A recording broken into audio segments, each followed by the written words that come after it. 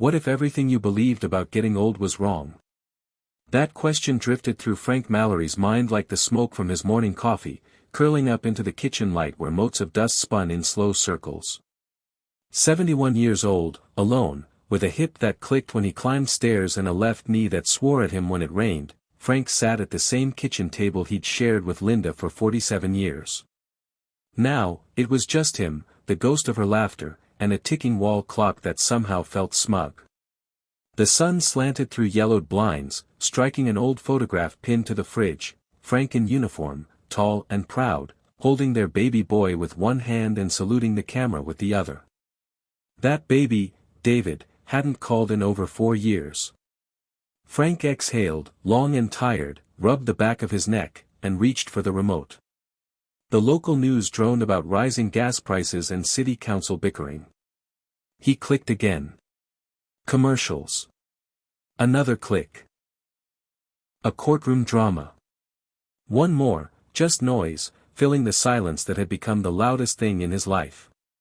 Then came the voice, sharp, driven, a little strange, but unmistakably alive. I'd rather die on Mars than live a boring life on Earth. Frank froze. Elon Musk's face filled the screen, mid-interview. He wasn't sure what station this was or why it even mattered, but that one sentence grabbed him like a hand across time. He wasn't watching a billionaire talk about rockets, he was watching someone refuse to die slowly. And Frank couldn't remember the last time someone had looked at the future like that, without apology. Hit subscribe and leave a comment with where you're watching from, the host said. This story might just spark a new beginning. What's one thing that always pushes you forward, even when things get tough? Frank chuckled, a low, dry sound. Forward. He couldn't even remember what that looked like. His world had shrunk to coffee, pills, static-filled TV, and quiet. And yet, something about Musk's eyes, relentless, boyish, burning with that wild mix of rebellion and vision, hit Frank right in the chest. Once, long ago, he knew that fire. The garage out back still held pieces of it, frozen in time. He hadn't opened that door in years, not since before Linda got sick. He'd been an Air Force mechanic, the guy who could take apart a jet engine in his sleep. After the war, he went into aerospace contracting. Didn't have a college degree, but back then, hands mattered more than paper. He built things. Machines. Precision systems. Then he'd come home to Linda and little David, smell of oil still in his clothes, and he'd tell them stories, big ones, about how someday people would live in space, how Mars wasn't just science fiction. David would beam and say, "We'll go there together, Dad." But life had its way. Work got harder. Time got tight. Linda needed him. David grew up. Dreams faded under mortgages and deadlines. He meant to build a telescope with David.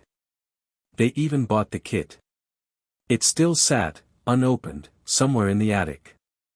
Frank switched off the TV, stood slowly, joints stiff, and shuffled toward the back door. The hallway was lined with photos, most of them black and white. Linda's high school graduation. Their wedding day. David's first baseball game.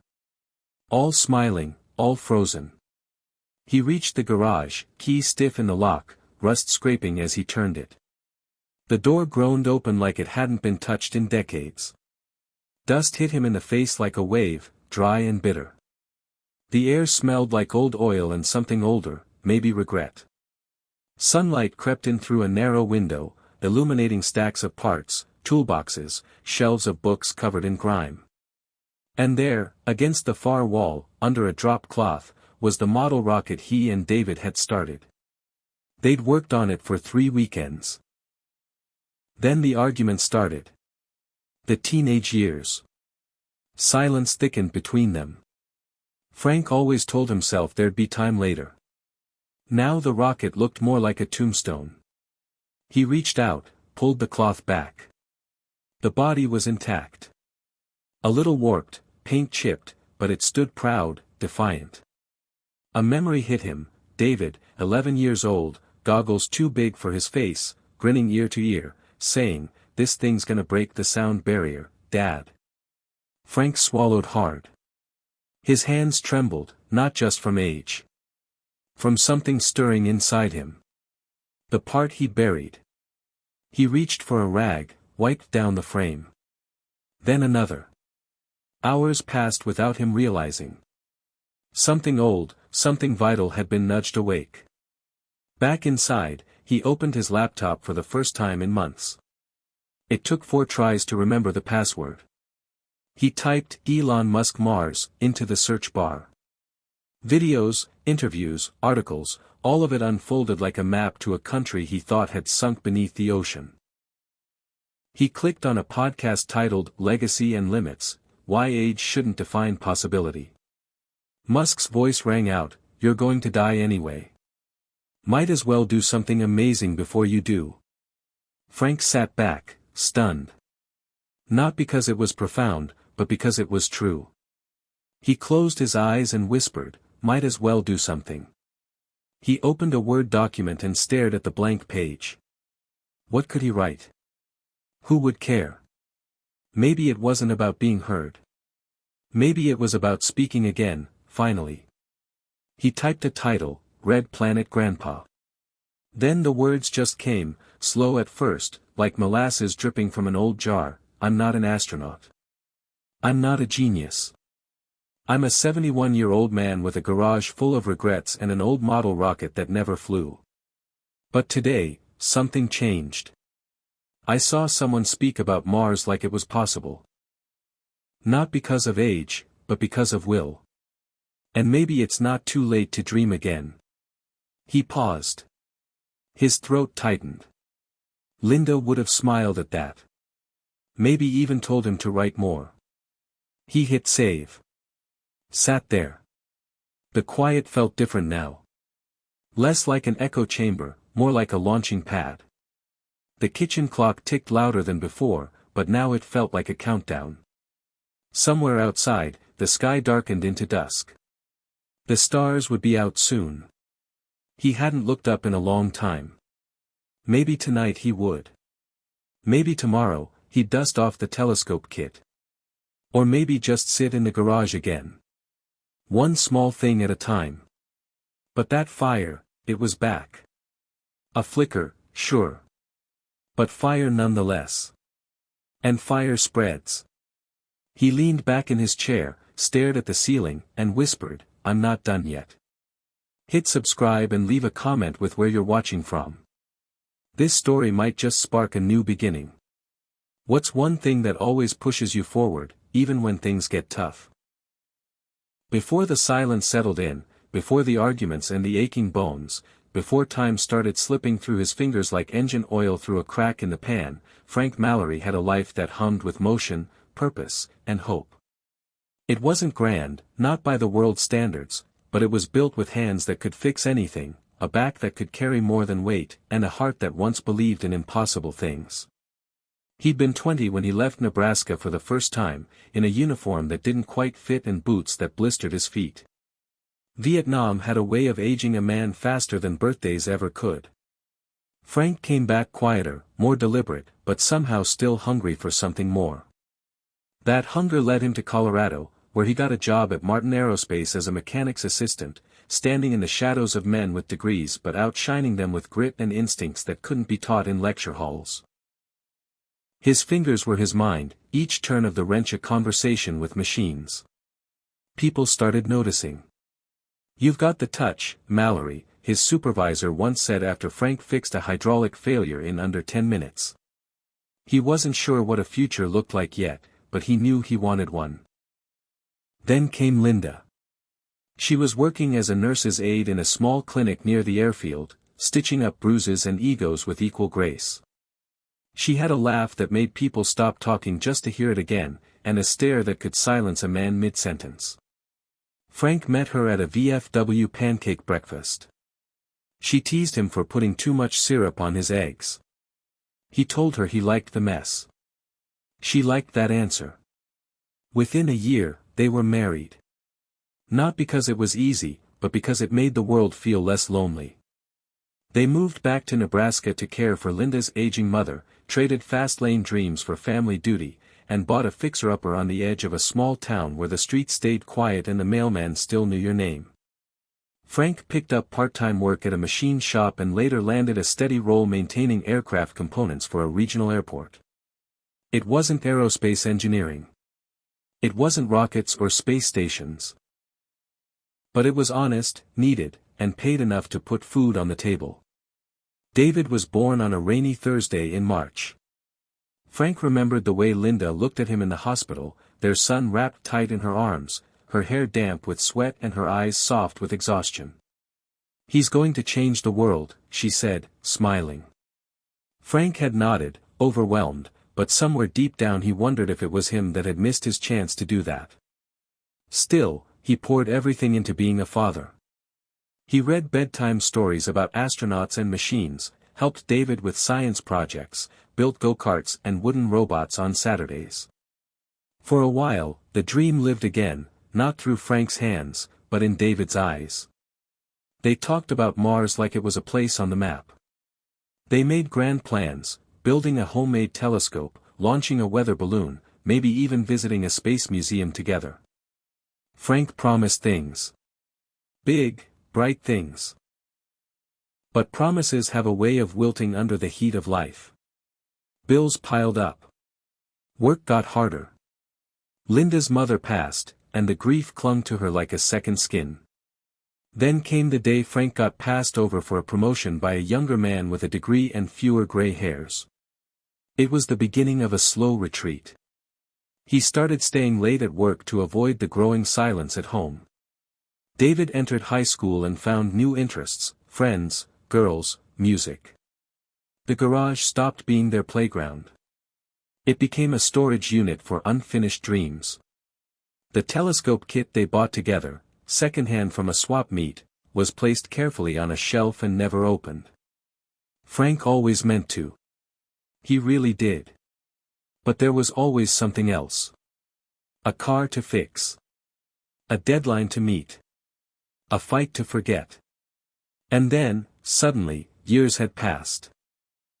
Linda's health began to decline slowly at first, fatigue, some dizziness, a stubborn cough. By the time they found the cancer, it had already rooted itself deep. Frank became her full-time caretaker. Every part of him focused on easing her suffering, keeping her comfortable, trying not to drown in the fear of losing her. He stopped working. Stopped fixing. Stopped dreaming. When she died, she took a part of him with her, a part that he hadn't been able to name until now. After her funeral, David stayed for a week. They talked, but only in safe sentences. Weather. Groceries. The will. When Frank tried to speak from the heart, to say he was sorry, to ask how they'd drifted so far apart, David just nodded, distant. They argued once. David accused him of hiding in machines, of choosing wires over people. Frank fired back with something cruel about ingratitude. Neither of them ever apologized. David left with a handshake. That was 4 years ago. 4 years of silence. 4 years of watching dust collect on Linda's side of the bed, of heating TV dinners alone, of turning wrenches just to feel useful for 5 minutes. The rocket in the garage had been like a headstone to the life he'd once hoped for. Until yesterday. Until Elon Musk's voice sliced through the fog like a beacon. Frank couldn't explain it, why this man, this sentence, this idea about Mars had struck him so deeply, but it had awakened something long buried. Not ambition. Not nostalgia. It was possibility. That fire he'd forgotten how to carry. The memory of being young and bold and stupid enough to believe in something bigger than himself. It wasn't about Mars. Not really. It was about movement. The idea that life wasn't finished just because the calendar said so. That maybe, just maybe, there was still something left for him to do, something that mattered. He thought again about the blog he started. Red Planet Grandpa. A strange name, maybe. But it made him smile. And the words had come so easily, as if his heart had just been waiting for permission to speak again. He didn't know if anyone would read it. That didn't matter. What mattered was that he had something to say. And maybe, if he kept saying it, others might remember their own unfinished promises. He stood in the hallway now, looking at the framed photo of David at age 11. Same crooked smile, same spark in his eyes. Frank touched the glass, whispering, "I'm sorry, kid." He didn't expect forgiveness. But he wanted to earn the chance to ask for it again. Later that night, he returned to the garage. This time, not to grieve, but to build. He opened an old toolbox, the smell of oil and steel greeting him like an old friend. He laid out tools with a care that bordered on reverence. The rocket needed repair. So did he. But fixing things was what Frank did.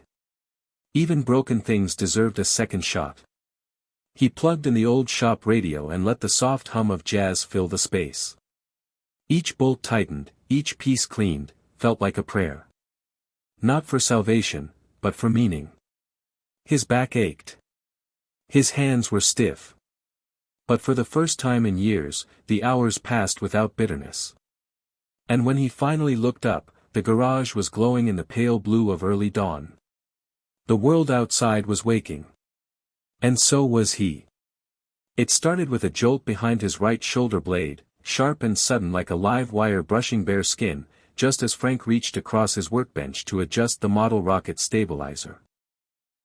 He paused, sucked air through his teeth, and slowly rolled his shoulder forward, trying to stretch out whatever nerve had just reminded him that 71 was not 21. His fingers, still greasy from oiling the rocket's pivot fins, clenched around the edge of the bench as the pain gradually dulled into a low, nagging throb. It was nothing new, he'd been waking up stiff for over a decade, but it always seemed worse after a moment of momentum, like his body was punishing him for trying to feel alive again. For a brief second, he considered closing the garage and going back inside. Making a cup of coffee. Turning on the news. Settling back into the quiet gray wallpaper of his routine. But he didn't. He wiped his hands with a rag, limped to his stool, and sat down hard, his breath fogging slightly in the early morning cool. The rocket stood on the table like a relic half unearthed, unfinished, fragile, but defiant. He stared at it and whispered, "Don't quit on me yet." He wasn't sure if he was talking to the rocket or himself. Later that day, Frank had his quarterly checkup. Dr. Halliday, a kind-eyed woman in her 40s who always wore sneakers with her lab coat, greeted him with a smile that carried more politeness than warmth. She ran the usual tests. Blood pressure. Weight. Reflexes. Asked the usual questions. How's your appetite? Any trouble sleeping? Are you staying active? Frank answered with half-truths and practiced shrugs. He didn't mention the rocket or the blog. Not because he was embarrassed, but because he didn't think she'd get it. "You're doing all right," she said, tapping her tablet. "But I want to stress again, don't overdo it. At your age, it's important to listen to your body. This is the time of life to slow down, not take on new projects." Frank forced a nod. She meant well. Everyone always meant well. But those words, slow down, they stuck to his skin like wet cloth. He didn't say what he was really thinking. What if I've already been slowing down for too long? That night, he stood by the kitchen sink, staring out the window at the empty backyard. The moon hung low and full, casting long shadows across the dry grass. He remembered building a treehouse for David back there, decades ago.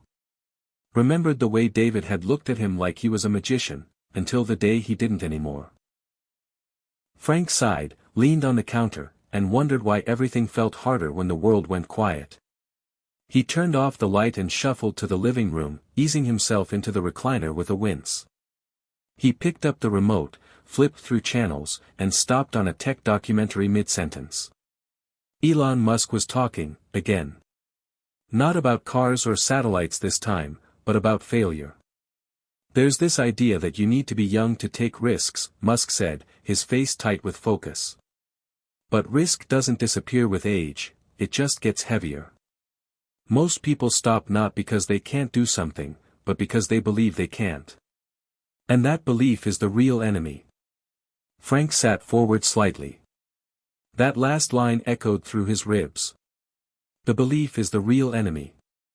He muted the volume and let the words settle. He'd been carrying that belief like an anchor for years. Every creak in his joints, every missed birthday, every unopened box in the attic had convinced him that he was finished. A museum piece. Background noise. But maybe that belief wasn't truth. Maybe it was just habit. The next morning, he walked to the local hardware store. It wasn't far, maybe half a mile, but it felt like 5. His knees barked the whole way, and his lower back screamed by the time he reached the door. But he didn't turn around. He pushed the glass door open, nodded to the young man at the counter, and wandered the aisles slowly, reacquainting himself with a world of tools and materials that used to feel like home. He picked up a soldering kit, a magnifier lamp, and a small set of precision screwdrivers. As he stood in line to pay, he overheard 2 younger men behind him. "You see that thing Musk said yesterday?" one of them asked. "About building civilization on Mars even if it kills him?" The other laughed. "Guy's got a death wish. He's nuts. But I respect it." Frank smiled faintly. Nuts, maybe. But necessary. After lunch, he sat down at his desk and opened his blog. There were 4 new comments on the post he'd written. One was spam. The others were real. "I'm 68, widowed, and didn't think I had anything left to offer.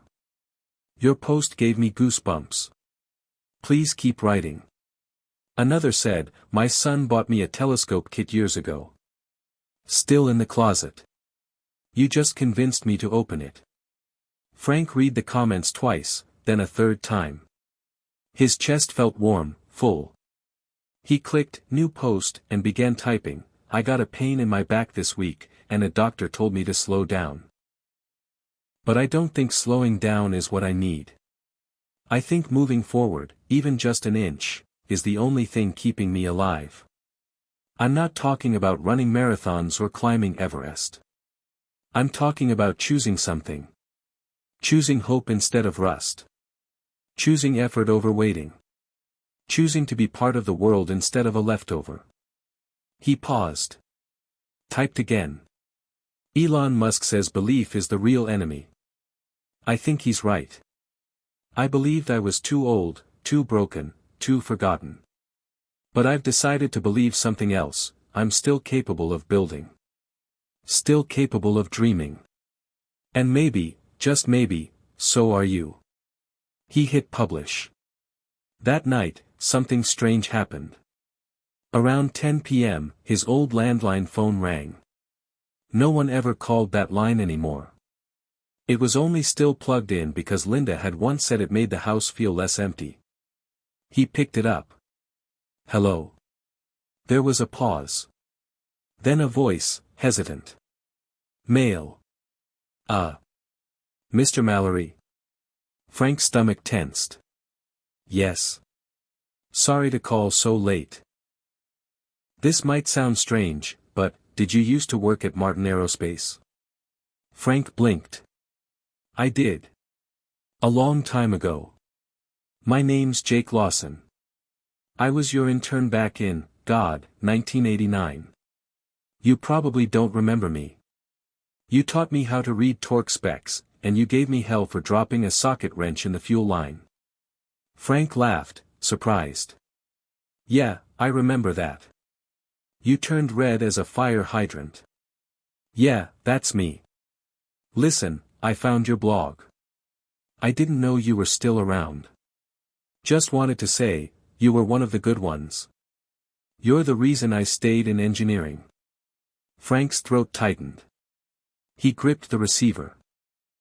"That means a lot, Jake. Really. Anyway, I'm rambling. Just wanted to say thanks. And if you ever want help finishing that rocket, I'd be honored.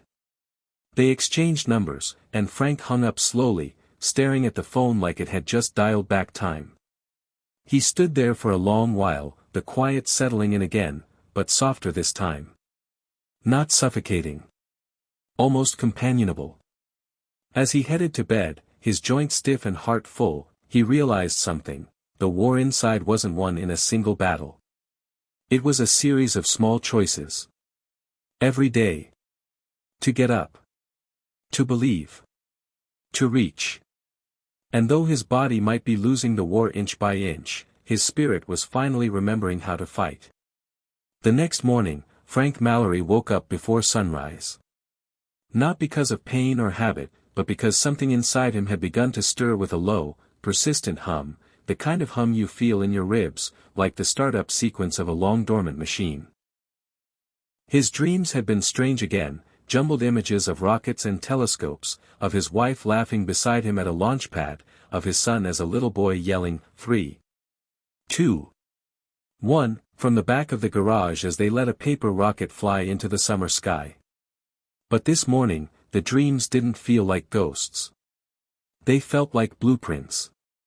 He sat at the edge of the bed, let his feet find the floor, and slowly rose, joints complaining but spirit sharper than it had been in years. As the coffee brewed, he looked at his notebook, the one he'd dug out a week ago to sketch a rough plan for rebuilding the model rocket. A messy diagram lay open: wiring, control fins, balance ratios. He picked up the pen and scribbled a question across the top of the page in block letters: what would Elon do? It was a ridiculous question in some ways. Elon Musk was running multi-billion-dollar companies and preparing to send humans to Mars. Frank was a retired mechanic in Nebraska with arthritis, a pile of regrets, and a dusty garage. But that wasn't the point. The point was mindset. Musk had said in an interview, when something is important enough, you do it even if the odds are not in your favor. That stuck. It echoed through Frank's mind like gospel. He repeated it as he walked out to the garage, dragging a folding chair across the concrete floor, setting it up beside the rocket. It wasn't about launching something to orbit. It was about building again. About showing up. About becoming a man in motion. He wrote the quote on a sticky note and stuck it to the wall next to the old drill press: even if the odds are not in your favor. The rocket was still mostly intact, but the guidance system was unreliable, and the control board was corroded.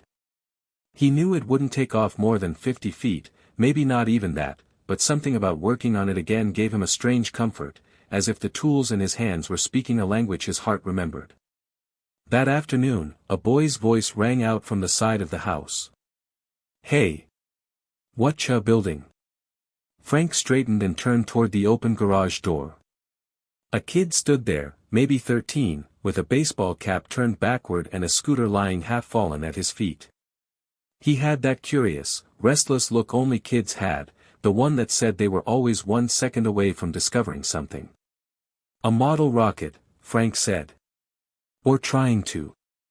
The boy took a step closer. "Cool. I've only seen those in movies." Frank smirked.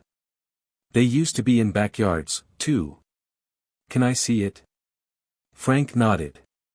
The boy walked in, looking over the parts. "I'm Eli. I live 3 houses down."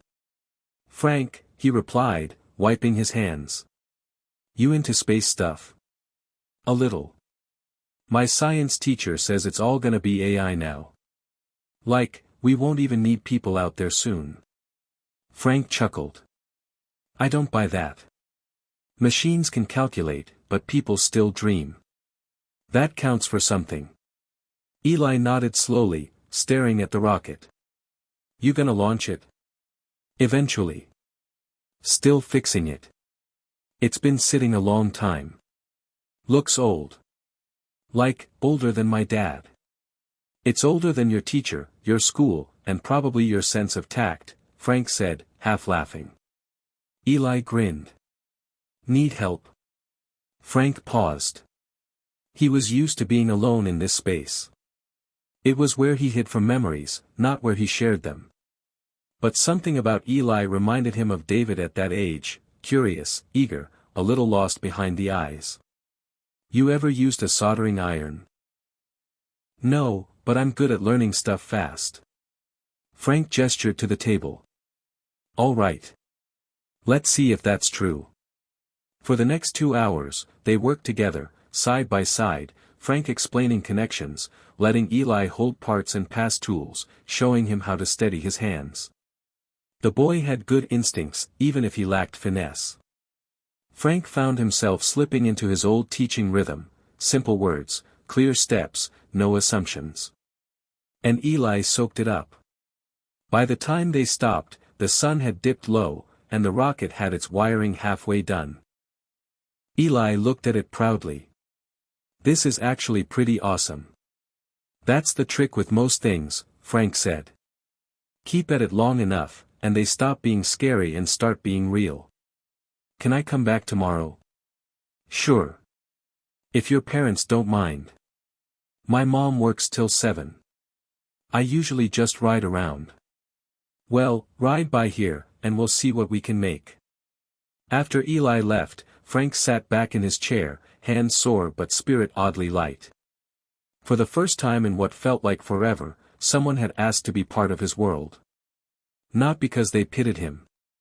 Not because they needed something. Just because they were curious.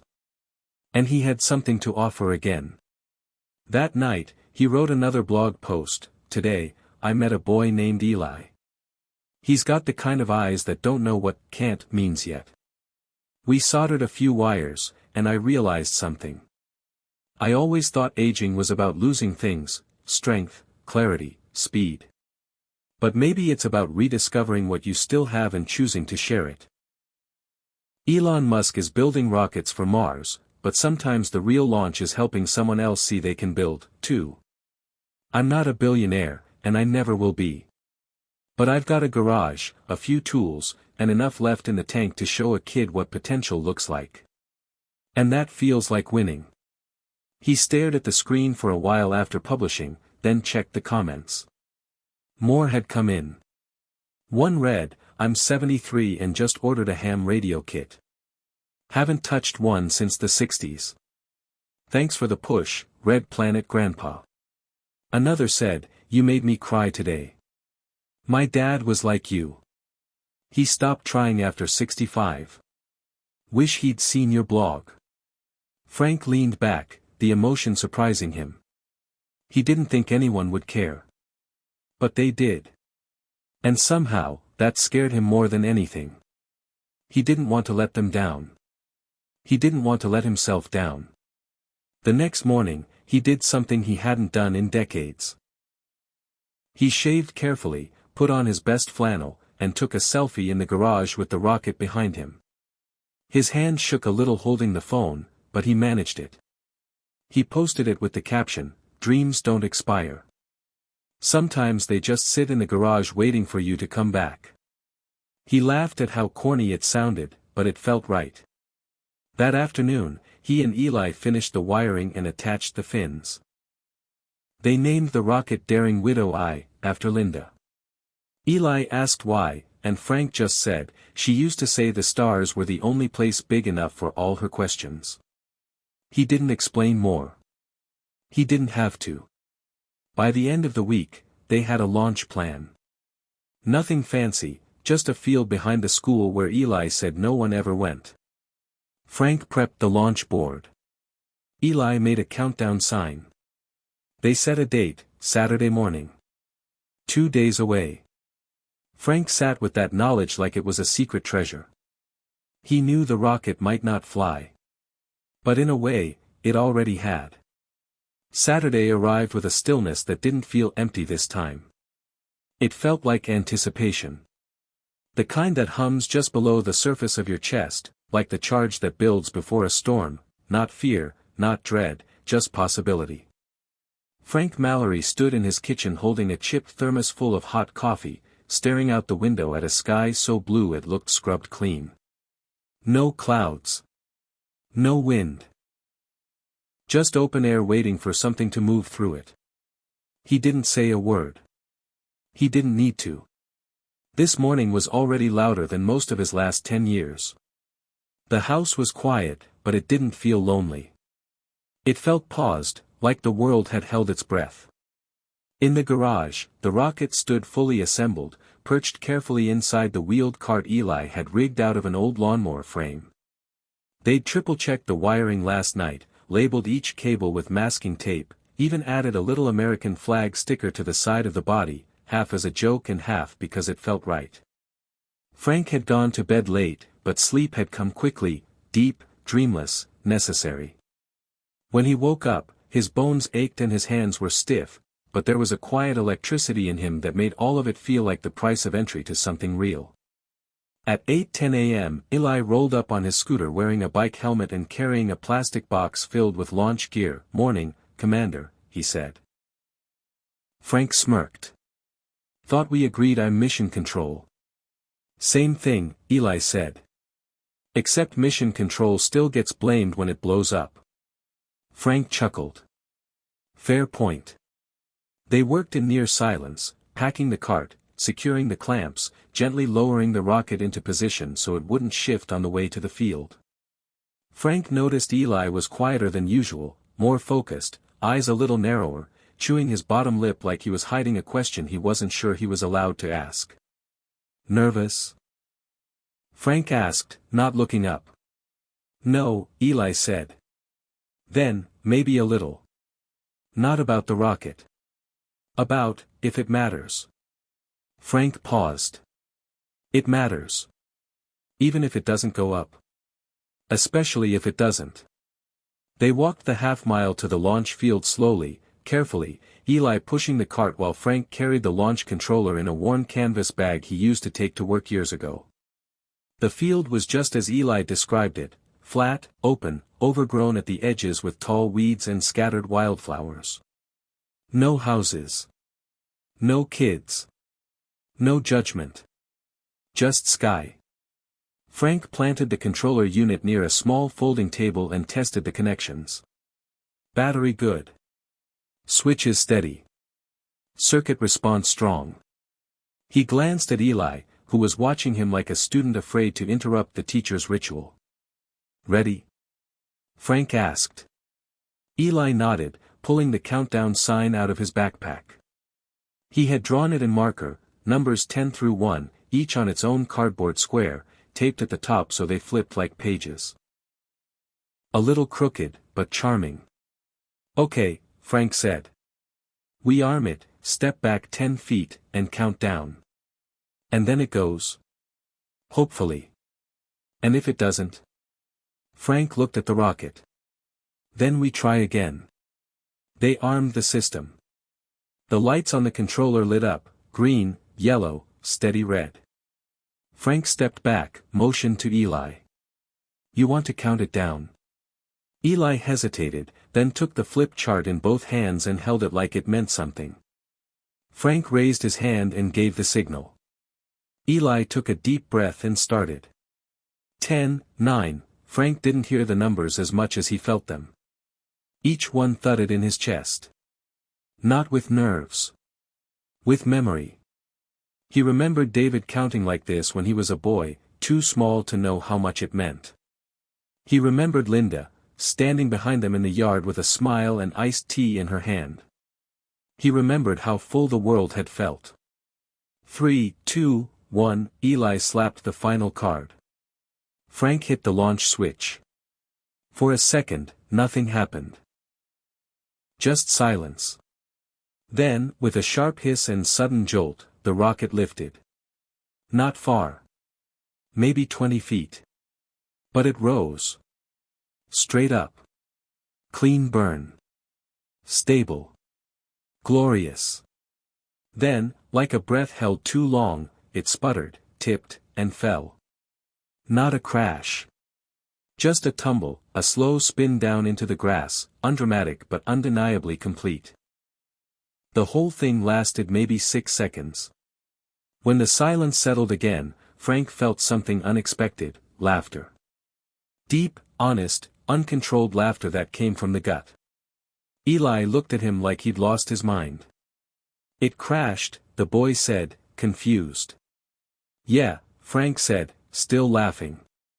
It sure did. That's bad, right?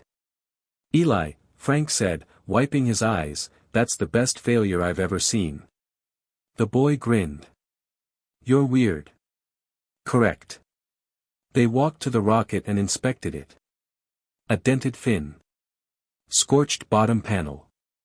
But the main body was intact. They could fix it. Easily. Can we try again? Eli asked. Not today, Frank said, patting his back. But we will. As they packed up, Frank looked out across the field and felt something shift. He hadn't thought about it until that moment, but the feeling was clear. This wasn't about proving he could launch something. It was about proving he could still try. When he got home, he sat down at his desk, rubbed his sore knees, and opened the blog. This time, he didn't think. He just wrote. We launched today. It flew. Then it fell. And I've never felt more successful. I used to believe that success was about outcomes. That doing something meant it had to work, had to prove something. But I was wrong. Launching that rocket, even for 6 seconds, was a rebellion against everything I've been told about aging. About slowing down. About fading away. I didn't fade today. I burned, even if just for a moment. He paused, then added, I think that's what Elon means when he talks about risk. You don't wait for the perfect moment. You just go. Even if it's not perfect. Even if the odds aren't in your favor. Because life isn't measured in how many times you fall, it's measured in whether you still look up after you hit the ground. He hit publish. The next morning, he had over 120 comments. A retired teacher in Minnesota said she cried reading his post and was dusting off an old sewing machine to make clothes for foster kids. A widower in Florida said he'd just registered for a community college class he'd been putting off for 20 years. A grandfather in Oregon said he was going to show the post to his estranged daughter. The blog had started as a whisper into the void. Now it was a conversation. A movement, maybe. Frank didn't feel young again. He didn't want to. He felt awake. And for the first time in a very long time, he had no desire to go back to sleep. 3 days after the launch, Frank was stirring cream into his second cup of coffee when the email arrived. The subject line was just one word, Dad, but it hit like a wind to the chest. He stared at it for a full minute before opening it, the cursor blinking like a held breath. Inside, the message was short. Saw your blog. Didn't expect that. You still have that old telescope in the garage? If so, maybe I'll swing by Saturday. David. Frank read it once. Then again. His heart beat faster than it had in years, not the panicked stutter of a health scare, but the unsteady flutter of emotion held down too long. He leaned back in his chair, let out a slow breath, and whispered, Well, I'll be damned. He hadn't heard from David in almost 7 months. Not since the awkward birthday call that had lasted just under 2 minutes. Not since Frank had said something clumsy about wasting potential, and David had quietly said, maybe we're just different people now, before hanging up. That difference had felt like a chasm. But maybe, just maybe, the rocket had sent a signal through the static. Saturday. That gave Frank 4 days.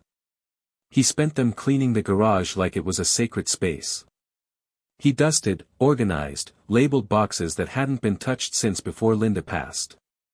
He found the telescope in a corner under an old tarp, its lens still intact, the mount a little rusted but stable.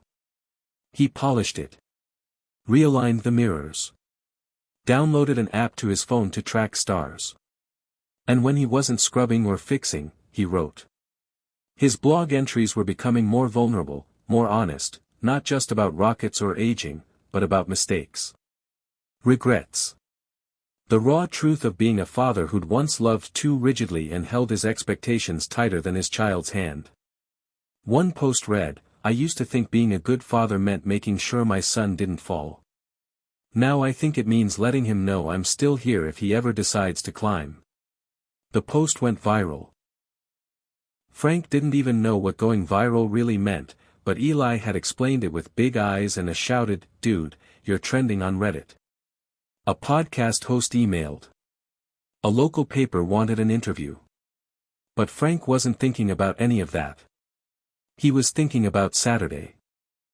When the day finally came, he woke up early, showered, shaved, put on a clean button-up shirt, and made a pot of coffee strong enough to knock over a small elephant. Every sound outside made him glance at the window. Every passing car raised and dashed a tiny flicker of hope. Then, at 9:23 a.m., a silver sedan pulled up to the curb. Frank stood frozen for a second, then stepped out onto the porch just as David got out of the car, hands in his jacket pockets, posture tense. He looked older than Frank remembered, lines under his eyes, more gray at the temples, but there was still the same slight twist in his smile, like he wasn't sure how to greet the world anymore. "Hey, Dad," he said. "Hey," Frank replied. A pause. Then, Frank opened his arms, not wide, not demanding, just enough to say the door was open. David stepped in, and they hugged. Not long. Not hard. But real. When they pulled back, Frank nodded toward the house. "Coffee?" "Always," David said. They sat in the kitchen, the silence warm instead of heavy. Frank didn't rush. Didn't explain. Just poured 2 mugs and sat across from his son like they were men on equal footing, which maybe, finally, they were. After a few minutes, David cleared his throat. "So, rockets? That's one way to put it. Your blog's good. Surprised me." "Me too," Frank said. "I didn't think anyone would read it." David looked down into his cup. "I showed it to Jenna. She cried." Frank blinked. "Really?" "Yeah. Said it reminded her of her dad. Said she wishes he'd talk like that." Another silence, deeper this time. Frank broke it. "I wasn't always great at saying the right thing. Especially to you." David shrugged. "You were just, intense. I always felt like if I wasn't building something or achieving something, I was wasting your time." "I know," Frank said. "I see it now. Took me too long, but I see it." David looked up, eyes softer. "What changed?" Frank smiled faintly. "A rocket. A kid. And Elon Musk. That got a laugh. You and Elon, huh? Not buddies or anything. But he said something once, when something is important enough, you do it even if the odds are not in your favor." It hit me.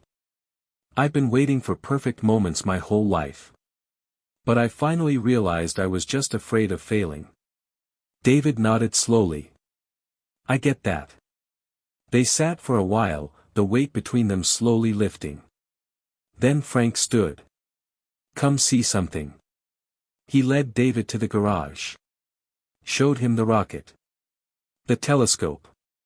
The photos on the wall Eli had helped hang, one of the rocket mid-air, another of Linda holding David in front of the old Saturn V exhibit at the Science Museum. David walked around the garage slowly, his fingers tracing dust lines and old screwdrivers like sacred relics. "I forgot how much I loved this place," he said. "Me too," Frank said. "I forgot how much I needed it." "You ever think about doing something bigger?" David asked. "With the blog, I mean. Or mentoring. Or teaching again." Frank shrugged. "I'm thinking about it now." David turned, a thoughtful look in his eyes. "You know. I run the design team at that new aerospace startup. We're building satellite launch systems. Nothing fancy. But we could use a guy like you. Even part-time. Just to talk to the junior engineers. Keep them from wiring things backwards." Frank raised an eyebrow. You offering me a job? David grinned. Maybe. You still got that spark. And they could use someone who remembers that dreams don't start in CAD, they start in garages. Frank laughed. Let me think about it. Take your time, David said. But maybe don't wait too long.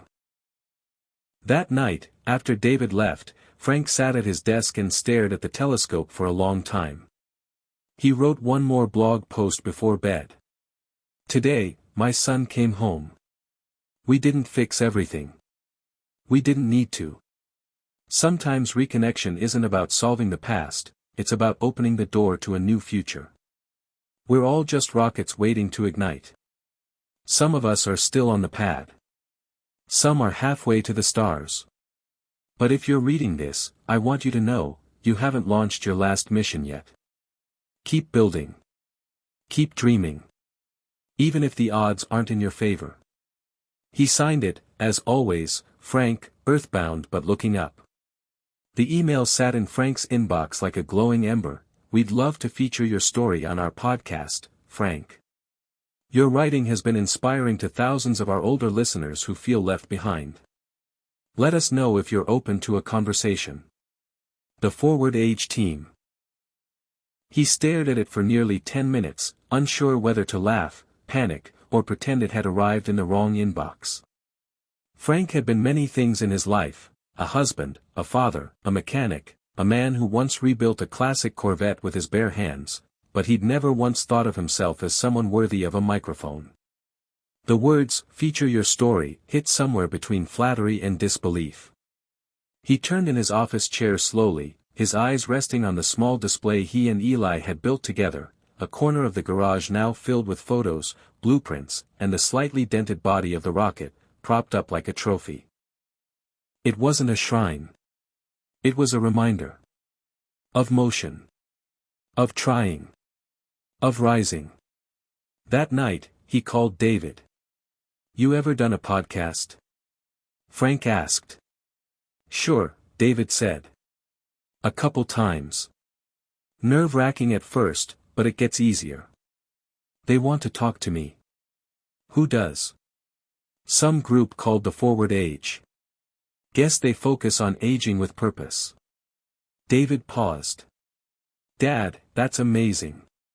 You going to do it? Frank hesitated. I don't know. I'm not used to being seen. Maybe that's the point, David said.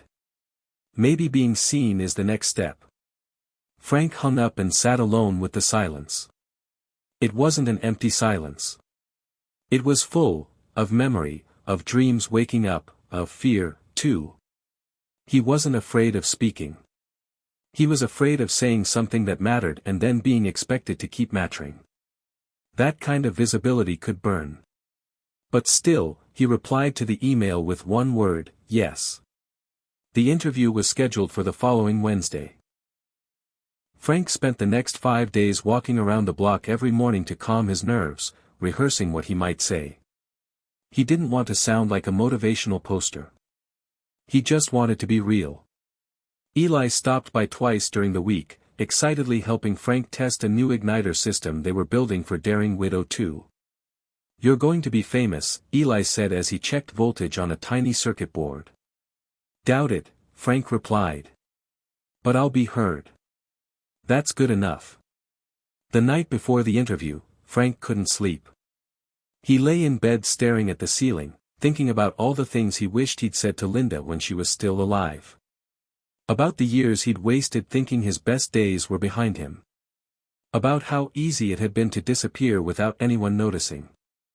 And now, suddenly, people were noticing.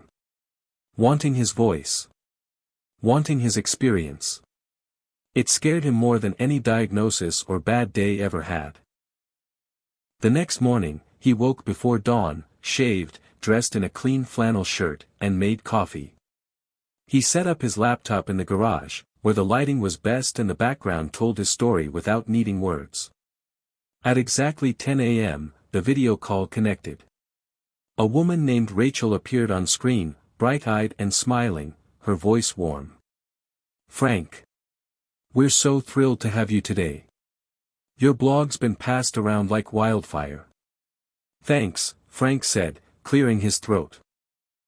Still getting used to people listening. Well, she said, they are. So just speak from the heart.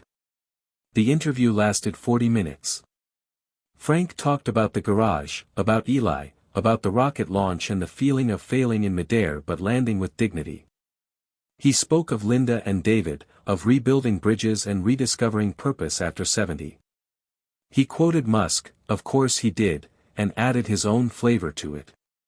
Sometimes, he said, you've got to relight the engine even if the last one exploded. That's what gets you out of the gravity well. When the interview ended, Rachel smiled wide. Frank, that was beautiful. You've got a real gift. Frank sat in stunned silence after closing the call. He didn't feel gifted. He felt exposed. But also, alive. He walked to the rocket, touched its side gently, and whispered, guess we're not just a garage story anymore. 2 days later, the episode went live. Within hours, comments poured in. Emails. Messages from people in New Hampshire, Arizona, Iowa, men and women in their 60s, 70s, even 80s, all saying the same thing, you reminded me I'm not finished. I used to paint but gave it up when my hands got stiff. I'm picking up a brush tonight. I sent this to my daughter. We haven't spoken in 6 years. I'm going to try. Frank couldn't read more than a few at a time without tearing up. It felt too big. Too sacred. He wasn't sure he deserved it. But the truth was undeniable now, his story was lighting sparks. And for the first time in his life, he began to see himself not as a retired man chasing nostalgia, but as a man still building. That weekend, David came by again, this time with Jenna. She hugged Frank at the door and said, "You made my dad cry." That's a rare thing. Frank laughed awkwardly, unsure how to take a compliment that personal. They had dinner together, all three of them, and afterward David brought out a small box. "I know you've been thinking about it," he said. "So here's a start." Inside was a set of CAD files, printed and labeled, along with a badge, Consulting Engineer, Tempest Launch Systems. Frank held it like it was made of glass. "I don't know what to say." "Say you'll try. 1 day a week. Maybe mentor some young bucks who think the world started when they got Wi-Fi." Frank smiled, heart thudding. "I'll try." After they left, Frank sat on the back porch alone, stars beginning to show through the thin clouds. He looked up at them and thought about how far light had to travel to reach this spot. Millions of years, just to fall on one man's skin. It made him feel small. And precious. He whispered to the night, "I'm still in the game, Linda. You'd love this part." He didn't write a blog that night. He just sat. No urgency. No agenda. Just a man with a full heart and a feeling he never thought he'd feel again, forward momentum. And somewhere inside him, under all the decades and scars, he knew, this was only the first yes. There would be more. The kind that changes not just how others see you, but how you see yourself. The sound of metal hitting concrete echoed sharply through the garage, followed by a long silence broken only by the slight buzz of a faulty light overhead. Frank stood frozen, a wrench still in his hand, staring at the cracked motor housing of the new ignition unit. It had slipped from the workbench when he turned to grab a file. Just like that, a week of work lay in pieces at his feet. He didn't move. Didn't curse. Just stared. It was strange, how quiet disappointment could be. Eli, who had been fiddling with the new fin design across the room, looked up and saw Frank's shoulders stiff. "You okay?" Frank didn't answer right away. He crouched slowly, knees aching with that stiff old man resistance that had become familiar, and picked up the ruined part. The aluminum was split clean down the side. It wasn't going to work now. He sat down on the stool and exhaled hard, setting the broken piece on the bench like a small funeral. "It was the last spare," he finally said. "I was hoping we'd be ready to test fire next week." Eli came over and peered at the brake. "Can we fix it?" "Not this one," Frank muttered. "We'll need to machine another or order one, might take 2 weeks." He didn't look at the boy. "I'm sorry." "It's okay," Eli said, shrugging, trying to make it light. "Just a rocket." But something about that casualness hit Frank wrong. His jaw tightened. "It's not just a rocket." Eli blinked, confused. "I didn't mean, I know what you meant," Frank said, trying to soften his voice, but it came out sharp anyway. Eli took a step back. "Maybe I should go," he said. "Let you cool off." Frank opened his mouth to respond, to apologize, but the words stuck. Eli left without another word. The door clicked shut behind him. Alone in the garage, Frank stared at the broken part, frustration surging like a wave he hadn't expected. He hadn't felt this angry in weeks, not since before the first launch, before the blog took off, before David's visit. But now it was back, familiar and sharp. Not at Eli. At himself. For being careless. For dropping the part. For caring so damn much again. That was the thing no one warned you about when you started dreaming again. When you start hoping, you make room for new disappointment. And disappointment felt sharper after hope than it ever did after numbness. He sat in that chair for a long time. Not fixing. Not thinking. Just sitting. The next morning, he didn't go to the garage.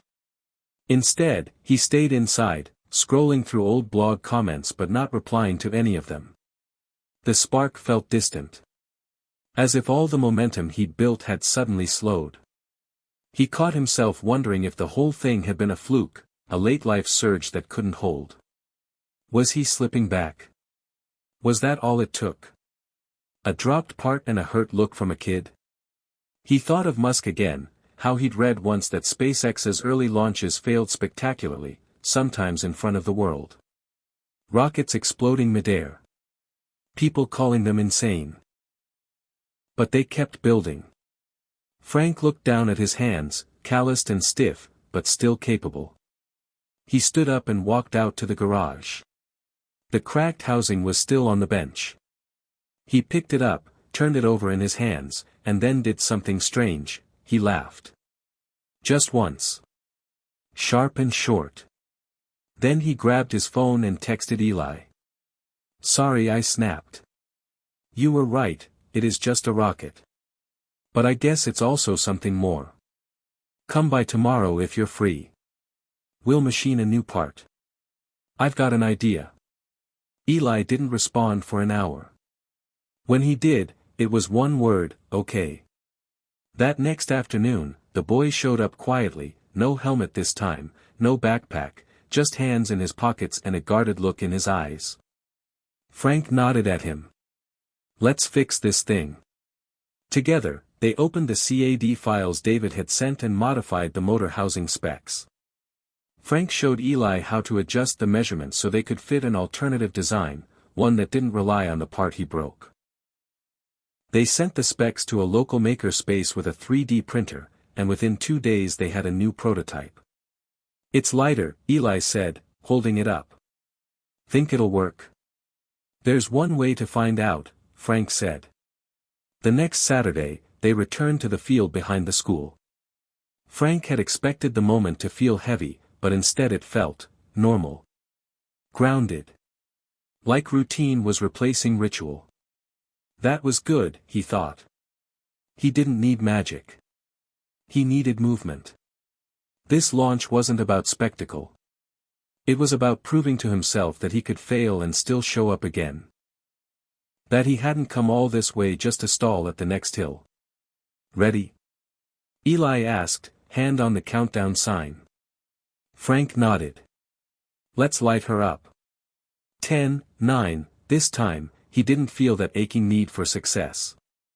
He felt curiosity. Calm. A kind of trust in the process. 3, 2, 1, the rocket roared up, not high, not perfect, but better than last time. A solid 30 feet. Stable. Clean arc. And it landed intact. Eli shouted with both arms raised, and Frank grinned wide. Not because it worked. But because he'd kept going after it hadn't. That night, he sat at the blog and wrote a post called, "Failure is the Price of Flight." In it, he wrote, "I dropped something this week. Literally. And I almost let it drop me. I almost fell into the old trap, the voice that says, 'See. You're too old for this. You'll just mess it up.' But then I remembered something Elon said in a TED Talk years ago. Someone asked him why he kept risking so much on things that might blow up. He said, if something's important enough, even if the probable outcome is failure, you still do it. I guess that's the voice I'm listening to now. Not the one that whispers doubt, but the one that dares you to keep going.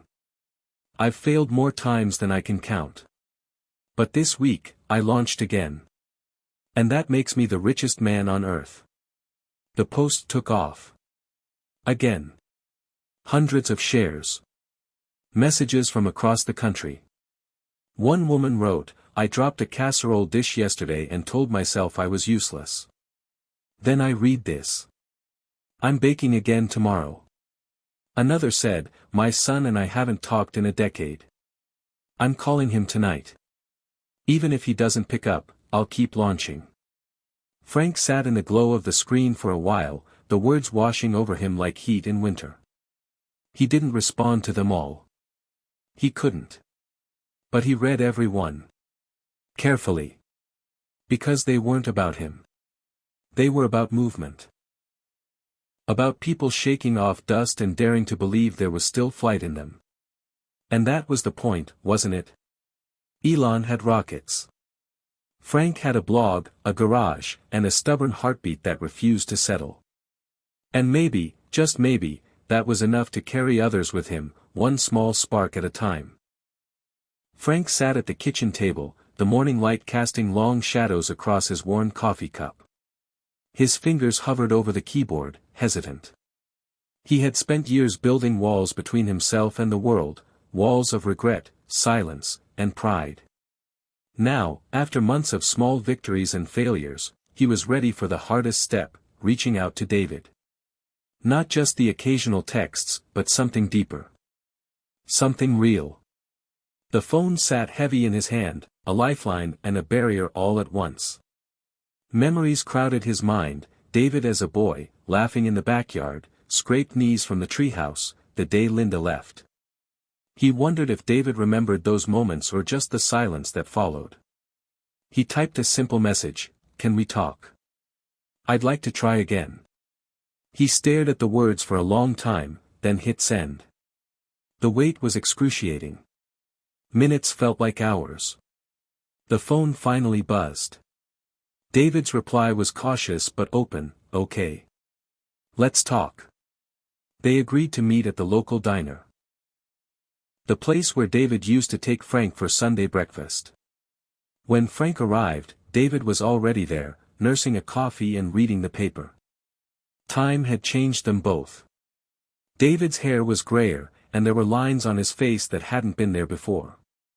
But his eyes, those eyes still held the same mix of hope and skepticism Frank remembered. "Hey, Dad," David said softly. "It's good to see you." Frank nodded, swallowing a lump. "You too." They ordered breakfast and settled into a corner booth, the hum of morning chatter around them like a backdrop to years of silence. Frank took a breath. "I'm sorry," he said simply. "For everything I missed. For not being there."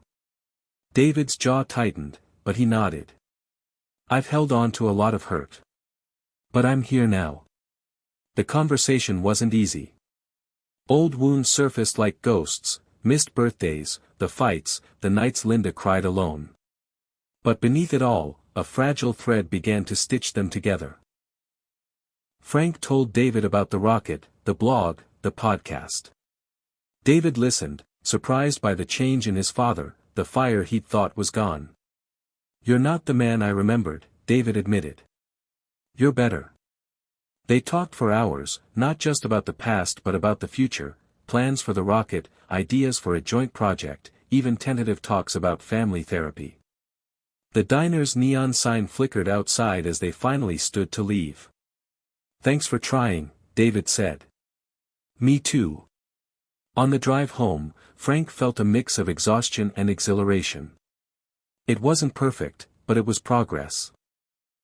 The next day, inspired by the conversation, Frank wrote a new blog post titled, "Bridges Over Broken Roads." He shared his fears about reaching out, the pain of regret, and the hope that it was never too late to rebuild. The post struck a chord with his readers. Messages poured in from people who had dared to call estranged family, write long overdue letters, or simply say, "I'm sorry." One woman wrote, "Your words gave me the courage to pick up the phone and hear my son's voice again." Another said, "After years of silence, my brother and I finally talked. Thank you for reminding me we can heal." Frank felt a swell of purpose. This was bigger than the rocket, bigger than the blog. It was about connection, about breaking the isolation that so many older people felt. Meanwhile, at Tempest Launch Systems, Frank was gaining momentum.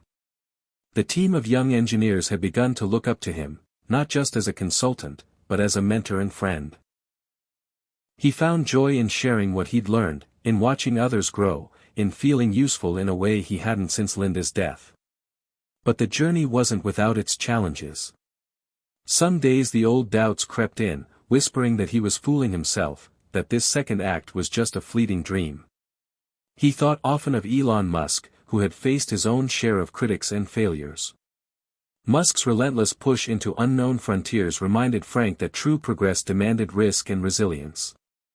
One afternoon, as Frank was leaving the workshop, a reporter from a local paper approached him. "Mr. Reynolds, your story has inspired many in our community. Would you be willing to speak at the Senior Center next week about pursuing passions later in life?" Frank hesitated. Public speaking had never been his strength. But he remembered his promise to David, to keep moving forward. "I'll do it," he said. The week flew by, and the day of the talk arrived. Standing in front of a room full of strangers, many of whom looked just as hesitant and worn as he once had, Frank shared his story, the regrets, the failures, the small victories. He spoke about Musk's vision and how it had sparked his own courage to change. He told them that age was not a barrier, but a new beginning.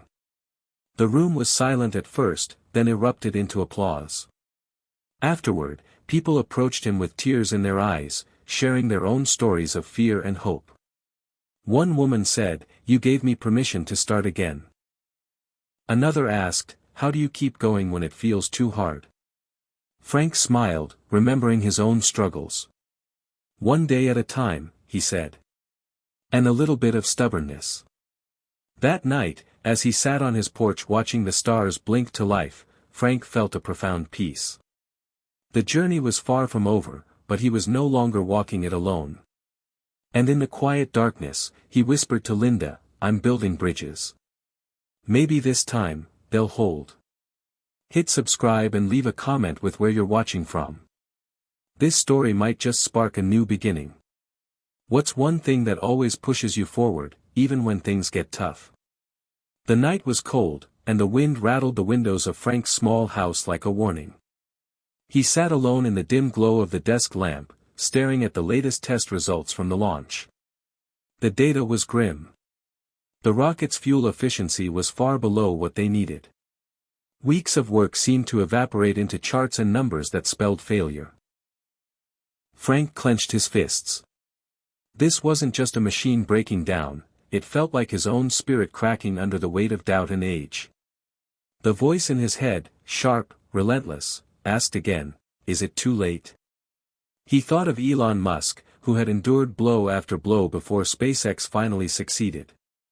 Musk's relentless vision was both a beacon and a burden. Frank knew the choice before him, give up or push through. The phone rang, jolting him.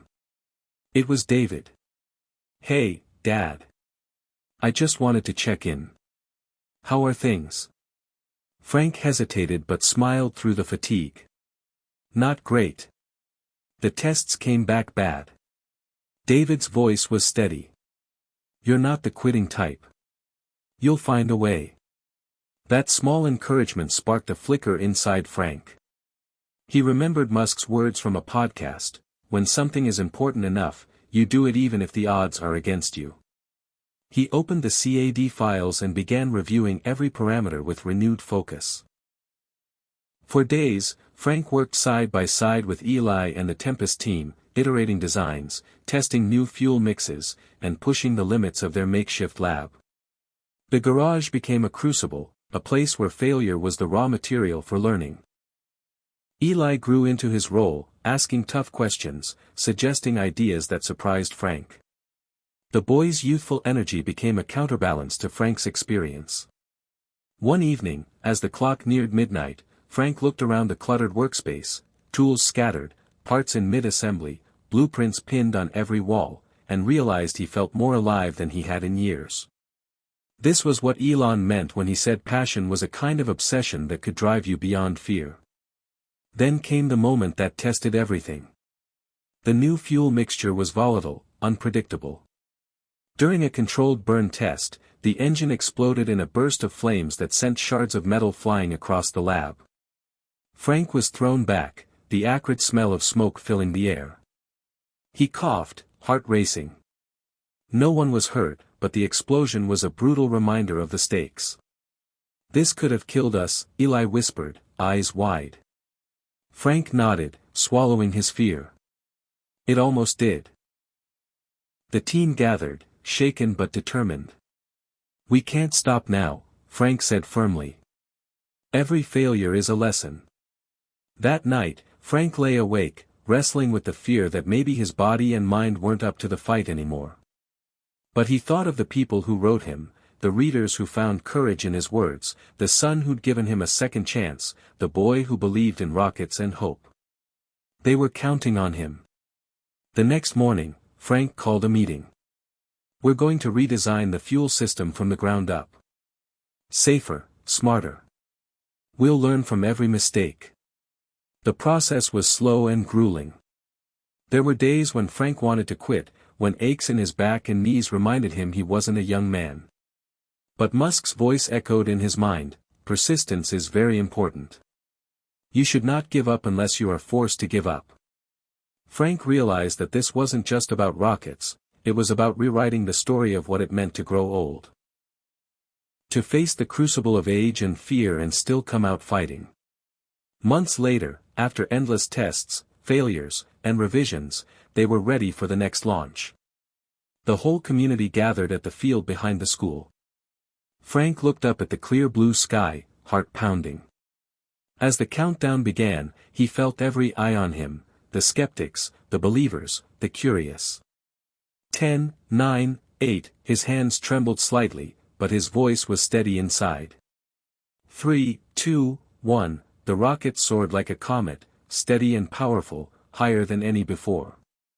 Cheers erupted. Tears ran down Frank's cheeks. This was more than a victory. It was proof that the impossible was still within reach. That no matter the age, no matter the setbacks, the bold vision of a life reimagined could still take flight. That night, Frank wrote in his blog, "This journey has been my crucible, a test of will, heart, and soul. Like Elon Musk, I've learned that failure is not the end but the forge where resilience is shaped." To anyone feeling left behind, forgotten, or too old to change, know this, your best days are not behind you. They are waiting for you to ignite your own bold vision. The days after the successful launch buzzed with a kind of electric energy Frank hadn't felt in decades.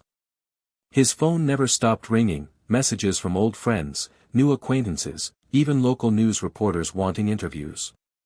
He was no longer just the quiet man in the neighborhood, he was a symbol, a spark of hope.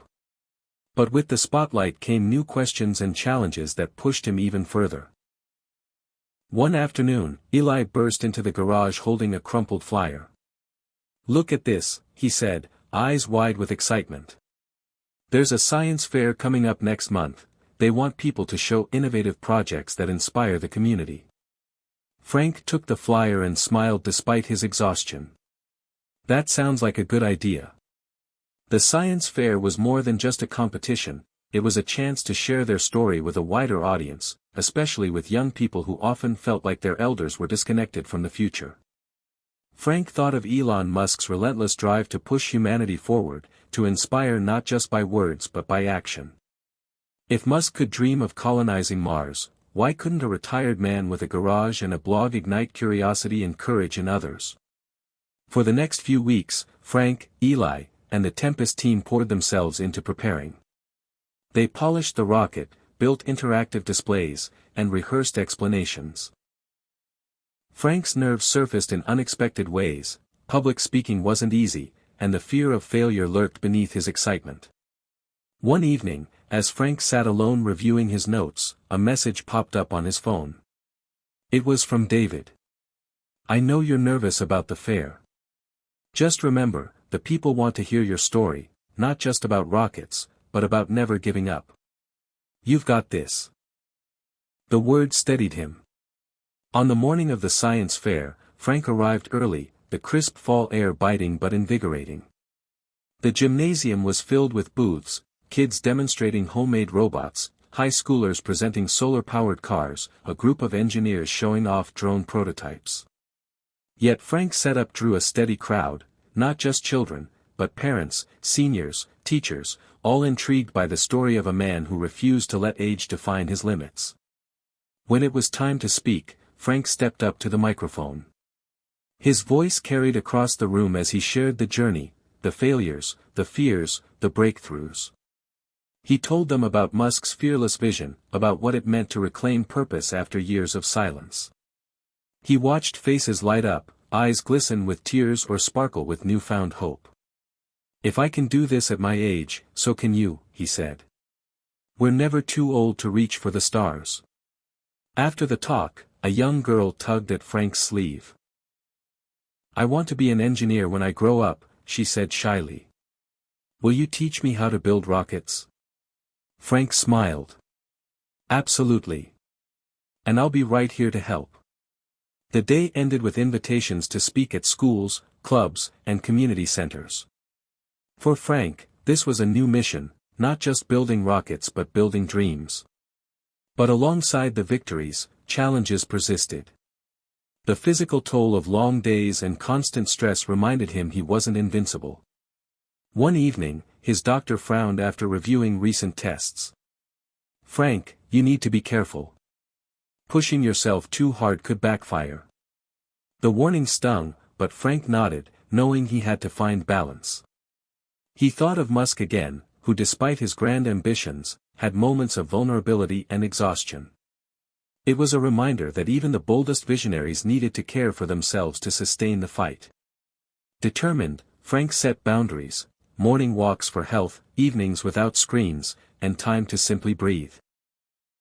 The community noticed the change too, neighbors offered support, a local volunteer group helped with chores, and David stepped in more often, bridging the gap between father and son. The rocket project, the blog, the talks, they were no longer solitary battles but collective efforts, woven into the fabric of a community rekindling hope. One night, as Frank sat on the porch, Eli joined him, holding a model rocket. "Dad, do you think we could ever reach Mars?" Frank looked up at the stars, imagining distant worlds. "Maybe not me. But someone will. And maybe one day, someone like you." Eli grinned. "Then I'm glad you're teaching me." Frank felt a surge of pride, not just for the boy but for the legacy they were creating, a testament to courage, persistence, and the power of dreaming big, no matter the age. He whispered into the night, "This is just the beginning." The early morning sun poured through the cracked window of Frank's garage workshop, illuminating the scattered tools and half-finished parts strewn across the workbench. The quiet hum of the city waking up outside was a distant murmur, but inside, Frank's mind was racing faster than any rocket engine he had ever studied. Despite the recent success at the science fair and the growing community support, a gnawing unease settled deep in his bones. The truth was simple yet heavy: this project, the dream, required more than hope and hard work. It demanded purpose. Something bigger than himself. Frank ran a hand through his thinning hair and leaned back in the creaky chair, eyes closing for a moment. What kept Elon Musk going during his darkest hours? It wasn't just ambition or stubbornness. It was a relentless belief in a future worth fighting for, a vision so clear and compelling that failure became a step, not a stop. Musk had once said, "When something is important enough, you do it even if the odds are not in your favor." But Frank's odds seemed stacked high against him, not just the technical hurdles, but the ever-present specter of age, loneliness, and the creeping fear that he might have already missed his moment. He opened his laptop and pulled up his blog. The comments section was alive with messages from readers, some struggling with their own fears of aging, others inspired by Frank's perseverance. One message stood out: "Thank you for reminding me that life doesn't stop at 60. I'm starting my art classes next week." Another, from a retired teacher, said, "Your story gives me hope that I can still make a difference in my community." These words warmed Frank's heart, but also challenged him. He realized his mission was no longer about the rocket alone. It was about purpose, the fuel that kept people moving forward, no matter their age or circumstances. The phone rang, breaking his thoughts. It was David. "Hey Dad," David said, his voice steady but tinged with exhaustion. "Mom's been asking about you. She wants to know if you're coming to Thanksgiving." The mention of Linda sent a pang through Frank's chest. It had been years since he'd seen her, and the wound of their separation still ached. But he swallowed the pain. "I'll be there," he said simply. "I think it's time." After the call, Frank sat quietly, contemplating. The fractured pieces of his life, the estranged son, the departed wife, the broken dreams, were all part of his story. And maybe, just maybe, reconnecting those pieces was the key to finding true purpose. The following days were a whirlwind. Frank dusted off old photo albums, reaching out to Linda's closest friends for updates. David helped coordinate plans for Thanksgiving. The act of bridging gaps felt like building a new kind of rocket, one fueled not by fuel or thrust but by forgiveness and hope. On the morning of Thanksgiving, Frank arrived early at Linda's house, nervous but determined. The door opened to reveal Linda, her eyes wide with surprise. "Frank," she said softly. "I wasn't sure you'd come." He smiled, feeling years melt away. "Neither was I." David joined them soon after, the three standing awkwardly at first but slowly finding the rhythm of conversation. They shared stories of the past year, David's work, Linda's garden, Frank's rocket project. For the first time in a long while, there was laughter. There was healing. Later that evening, as the family gathered around the table, Frank felt a profound shift within himself. The fractures of his past were still there, but they no longer defined him. He thought of Elon Musk again, who had said that the biggest risk was not taking any risk at all. In that moment, Frank realized the greatest risk he had taken was opening his heart again, to family, to community, to life itself. Back in the garage the next day, Frank found renewed energy. With David's encouragement, he began planning the next phase of the rocket project, incorporating lessons from past failures and new ideas from the Tempest team. Eli, ever eager, sketched designs enthusiastically. The workshop buzzed with a new rhythm, a harmony of experience and youth, hope and determination. Frank's blog post that evening reflected the change. Purpose is the fuel that powers us beyond our fears. It's the reason to keep building, keep dreaming, keep reaching for the stars. And sometimes, that purpose is found not in the future but in healing the past. The post resonated deeply, sparking conversations across social media, local groups, and even reaching the ears of a small nonprofit dedicated to supporting seniors in STEM fields. Invitations to speak came faster now. Schools, libraries, community centers, they all wanted Frank to share his story. Each talk was a reminder that the fight wasn't just his own, it belonged to everyone who ever felt left behind or too old to matter. Frank's words became a lifeline, a call to arms for those seeking a new beginning. One chilly evening, after a particularly moving speech at a local high school, Frank was approached by a young woman named Sarah. She was a recent college graduate passionate about space exploration but unsure where to start.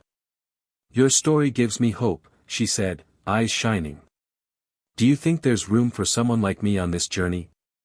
Frank smiled, the same way Elon Musk must have smiled when he saw the next generation ready to carry the torch.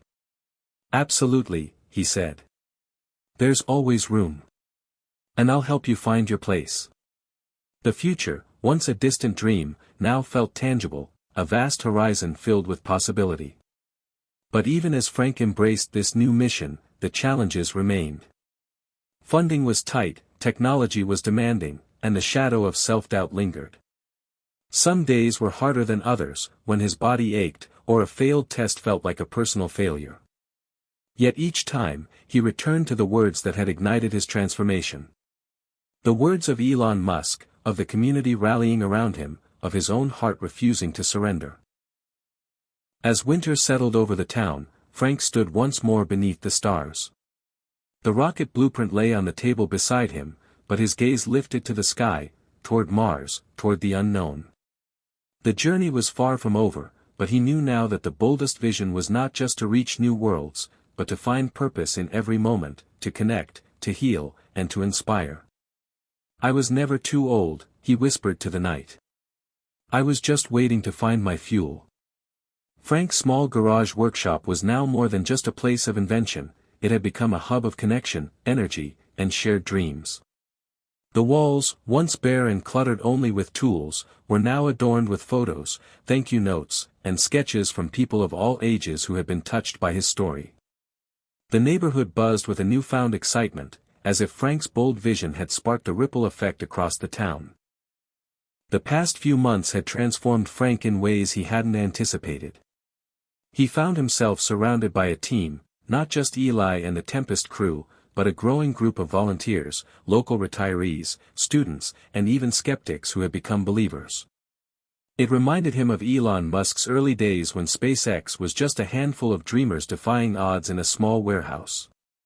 Musk's message of fearlessness and innovation was no longer just an inspiration, it was a living reality. One brisk morning, Frank arrived to find the workshop bustling with activity. Mary, a retired engineer from the nearby factory, was carefully calibrating a sensor, while Javier, a college student studying physics, assembled wiring for the guidance system. Eli was eagerly explaining a new software update to a cluster of teenagers who had joined the project as part of a community program. The sense of purpose in the room was palpable. Frank smiled, feeling a deep sense of fulfillment. The rocket was no longer his alone. It belonged to all of them. But with growth came complexity. Coordinating such a diverse group required patience and leadership skills Frank hadn't used in decades. He wrestled with self-doubt, was he truly capable of guiding this collective dream? Would his age and experience be enough to hold them together? Then, one afternoon, Frank received a surprise visit from a local council member named Rebecca. She had heard about the project through social media and wanted to offer official support. "Frank, what you're doing is incredible," she said warmly. "We want to help you get funding, access to facilities, maybe even connect you with aerospace experts in the city."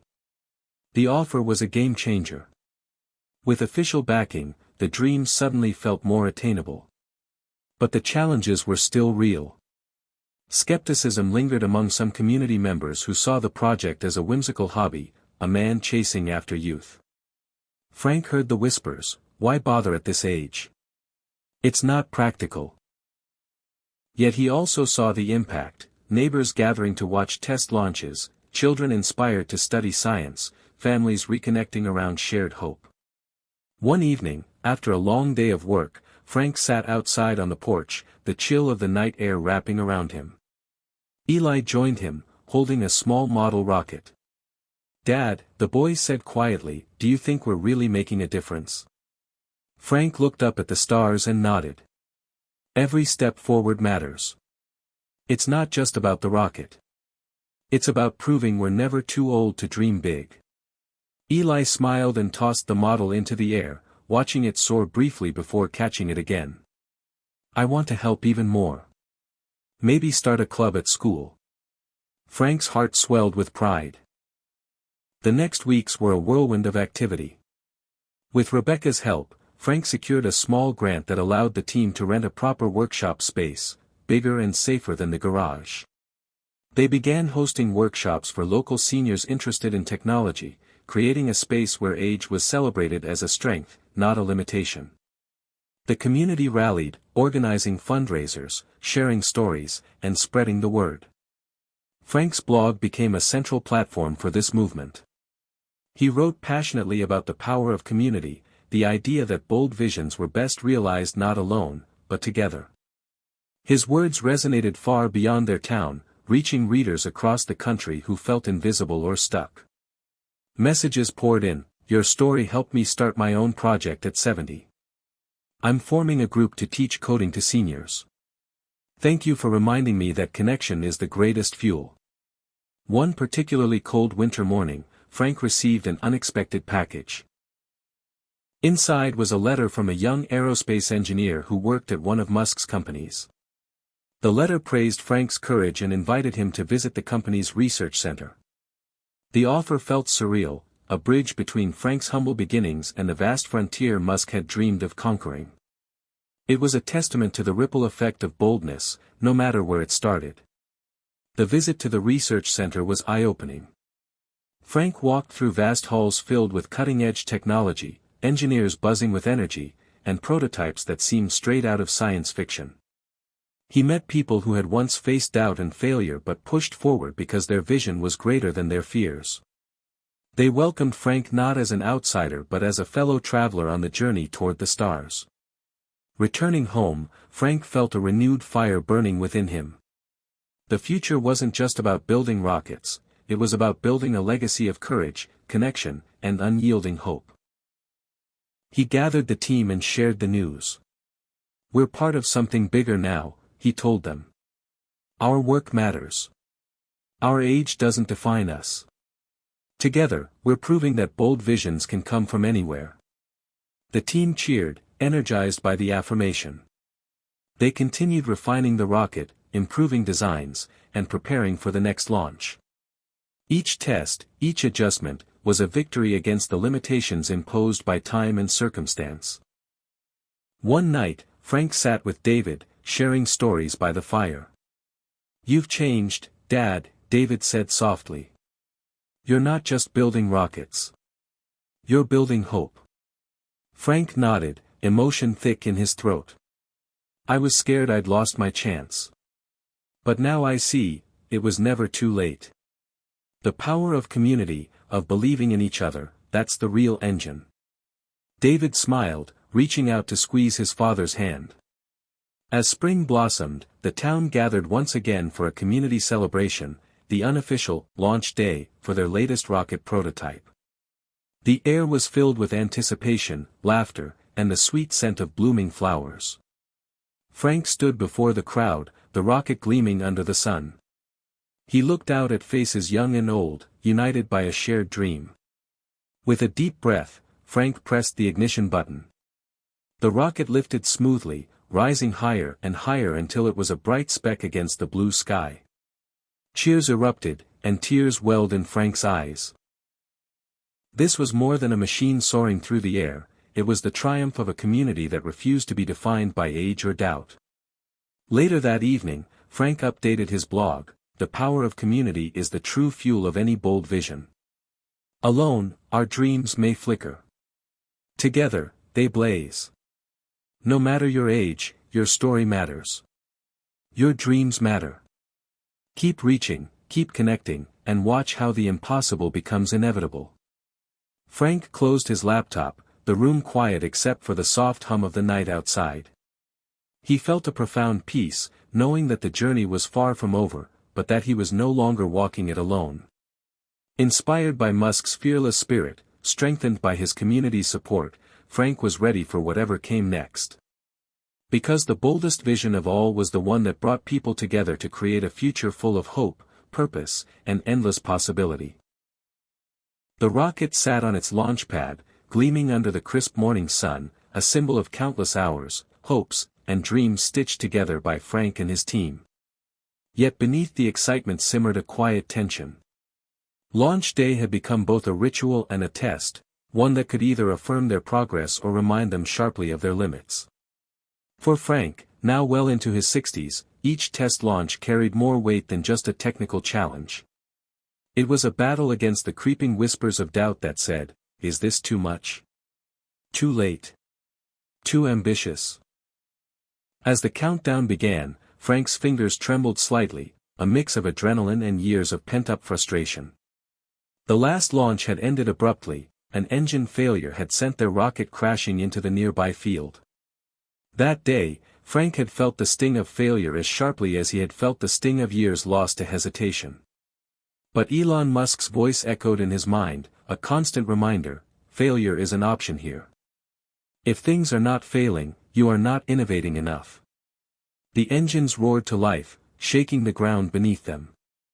For a moment, the rocket surged upward, steady and sure.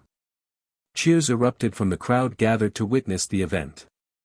But then, a sudden jolt, a burst of flame from the side, and the rocket veered off course, spiraling and crashing in a shower of sparks.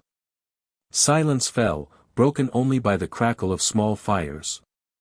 Frank's heart sank, yet as the smoke cleared, he found himself standing straighter, eyes burning with determination rather than defeat.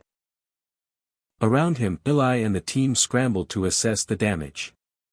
The losses were frustrating but not catastrophic. More importantly, Frank knew this was part of the process, the painful, unpredictable, yet necessary journey toward success. That evening, back in the garage, the team gathered around the charred remnants. Frank traced the damage with his fingers, each broken piece telling a story. He looked at Eli and the others. "This is exactly where we learn," he said firmly. "Failure is just data. It's not the end." They worked late into the night, dissecting every detail, running diagnostics, brainstorming fixes. Frank was amazed by the resilience and creativity blossoming among the team, proof that age was no barrier to innovation, and that failure could be a powerful teacher. Days turned into weeks as the group refined designs and rebuilt the rocket. Frank found himself reflecting deeply on the parallels between his journey and Musk's ventures. Elon had famously faced multiple rocket explosions and financial crises but never wavered. Instead, those failures became stepping stones, proof that the dream was worth the struggle. Frank's blog reflected this new understanding.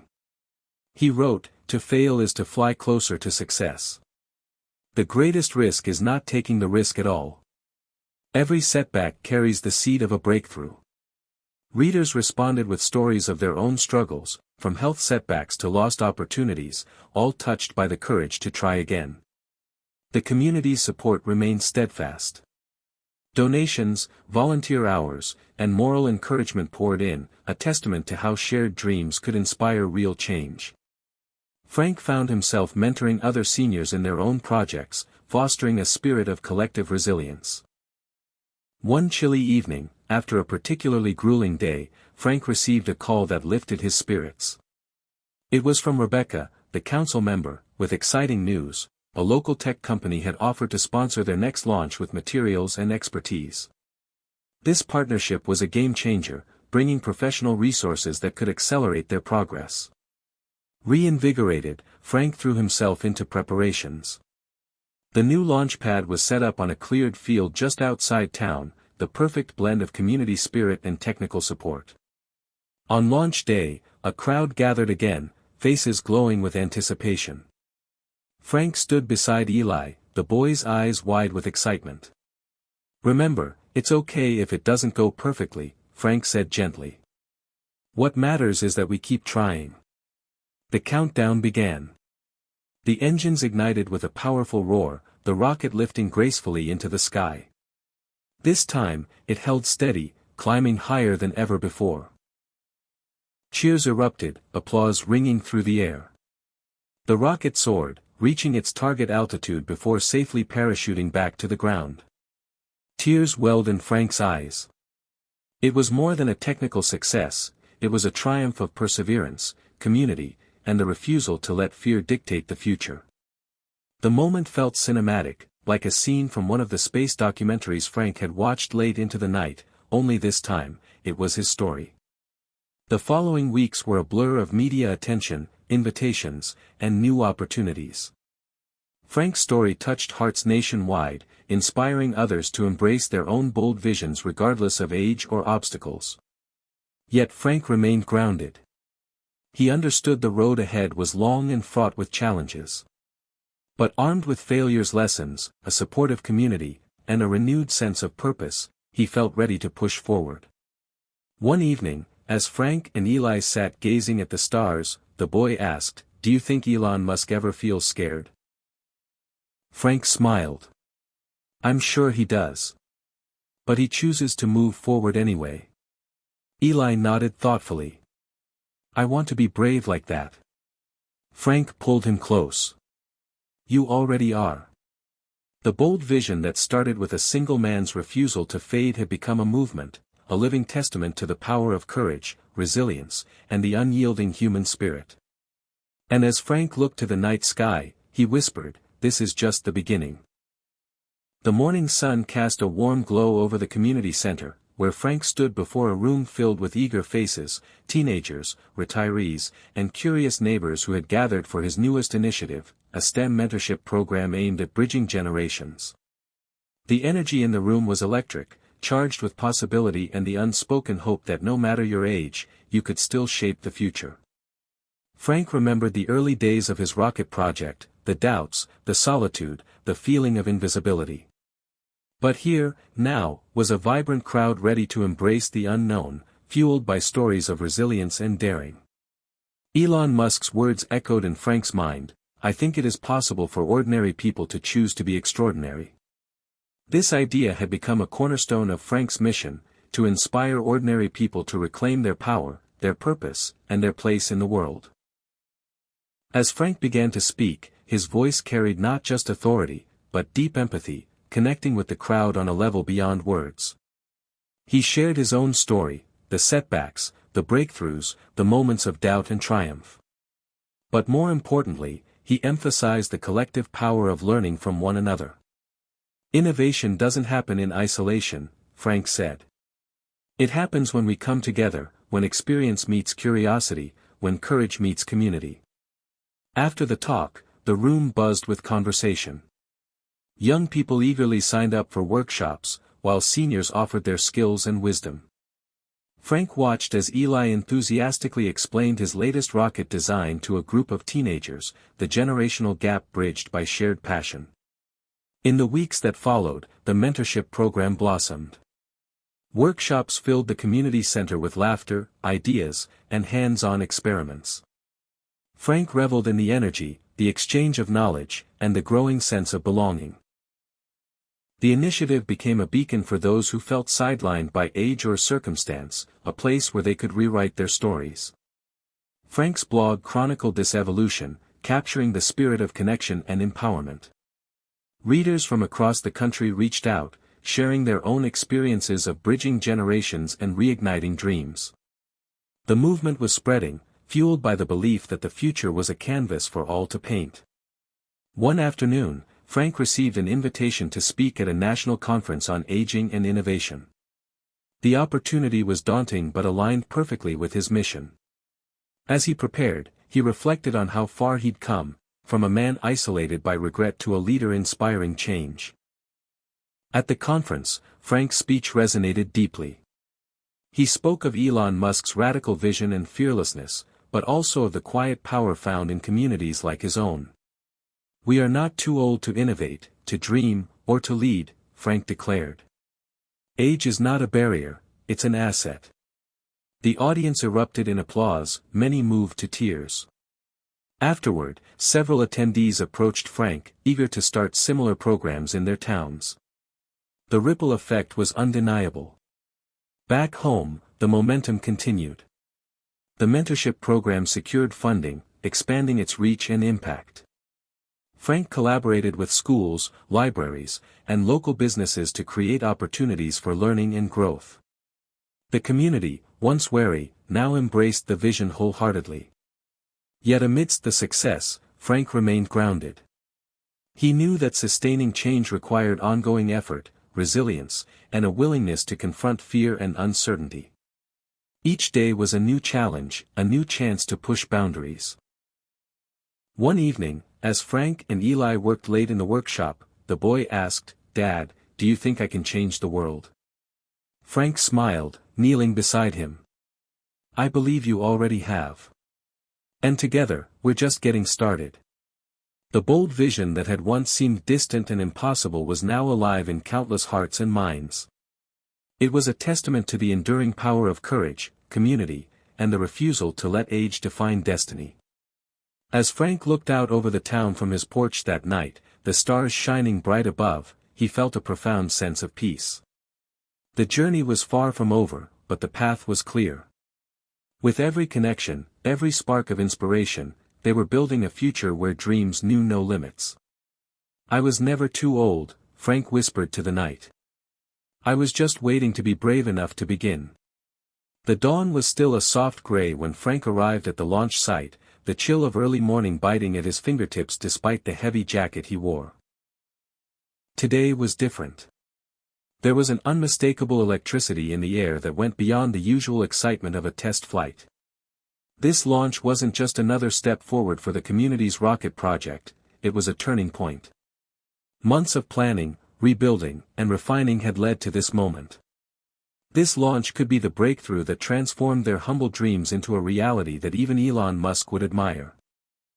Frank stood quietly beside Eli, watching as the team made final checks. The rocket gleamed under the faint light, its sleek surface polished, its engines ready. Nearby, volunteers bustled about, their faces flushed with anticipation and nerves. This project had grown far beyond a simple garage experiment. It had become a symbol, a beacon of what was possible when courage met perseverance, when age was met with ambition instead of resignation. Frank's mind wandered back to the early days, to the moment he first heard Musk's words about colonizing Mars. He remembered the initial spark, that daring question, why not?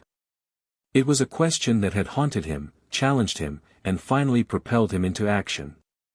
And now, here he was, about to see the fruit of that choice. The countdown began. The crowd hushed, eyes fixed on the towering rocket. 10, 9, 8, the sound of engines igniting echoed through the valley. 7, 6, 5, the rocket shuddered, straining against gravity's pull. 4, 3, the vibration filled the air, a raw and powerful hum. 2, 1, and with a burst of flame and thunderous roar, the rocket lifted from the pad. For a moment, everything seemed perfect. The rocket soared upward, a streak of hope against the pale sky. Then, a collective gasp, the telemetry showed a slight deviation. Frank's heart clenched. Would this be another failure? But the onboard systems adjusted quickly, steadying the ascent. Cheers erupted from the crowd. As the rocket climbed higher, Frank's eyes filled with tears. This was more than technology, it was the culmination of dreams deferred and rediscovered, of community and resilience, of a man who refused to fade quietly. He glanced at Eli, who was grinning with unrestrained joy, his eyes reflecting the rocket's fiery trail. The rocket reached its target altitude, deployed its instruments, and began a controlled descent. The parachutes opened, and it floated gently back toward Earth, landing safely in the open field. The crowd erupted into applause, tears, and laughter mixing in the cool morning air. Frank stepped forward, overwhelmed by the magnitude of the moment. The team surrounded him, their faces radiant with pride. It was a victory not just for them, but for every person who had ever been told they were too old, too weak, or too late to matter. The news spread quickly. Local newspapers ran stories, social media buzzed with excitement, and calls came in from interested engineers and potential sponsors. Frank's project was no longer just a local curiosity, it was a beacon of possibility.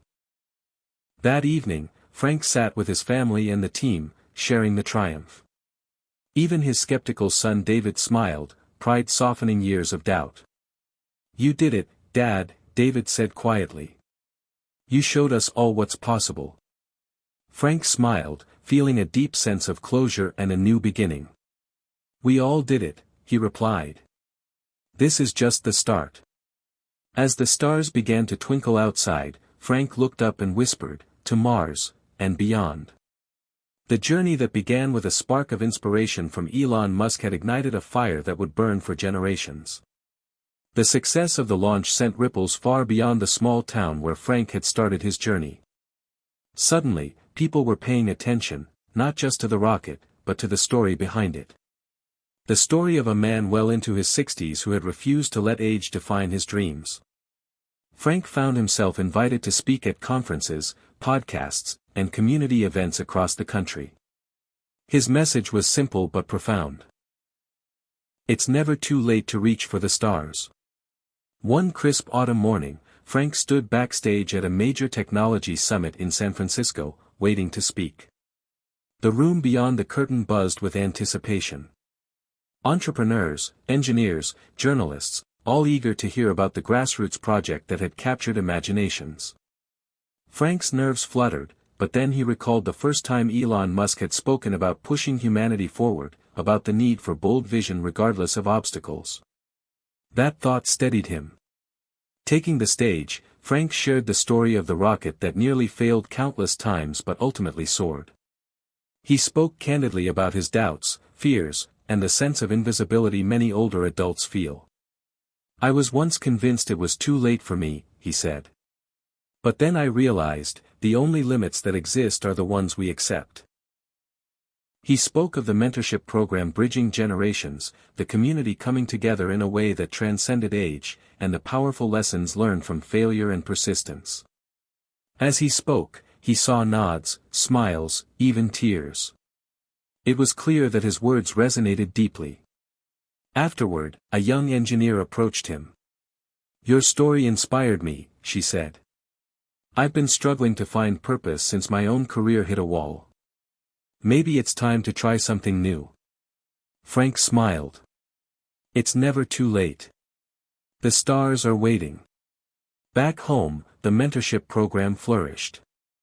Frank and Eli worked closely with young and old alike, their workshop becoming a hive of creativity.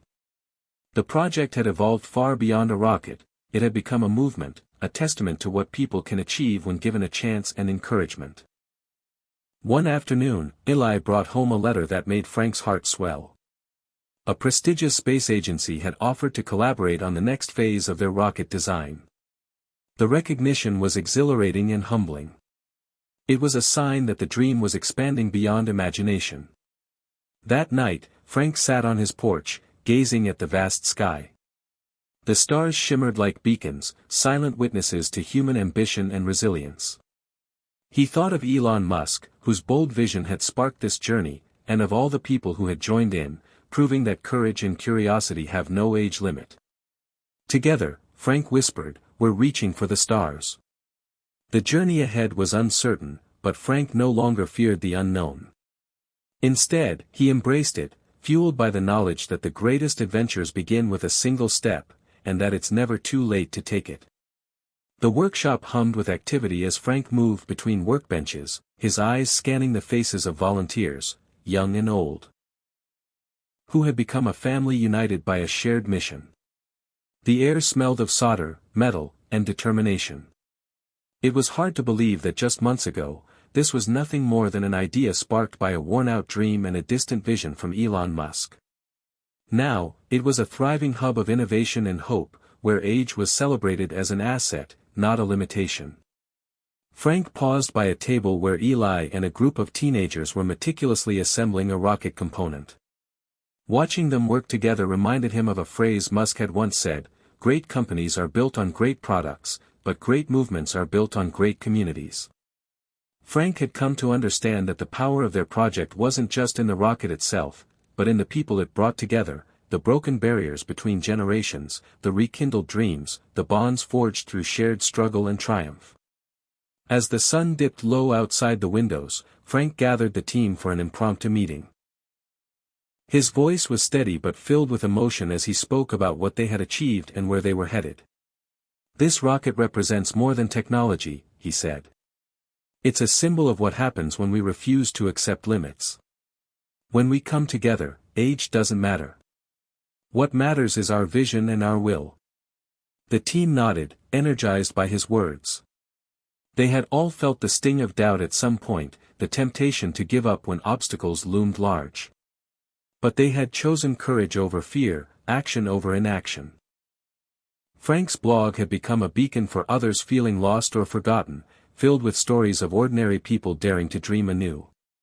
Messages poured in from across the country, seniors starting their own projects, communities launching mentorship programs, families reconnecting through shared goals. The ripple effect was growing. One afternoon, a local reporter visited to film a segment. Frank spoke openly about how Musk's audacity had challenged his own beliefs about aging and potential. "Elon's vision showed me that the future is not reserved for the young or the fearless, it's for anyone willing to take the leap."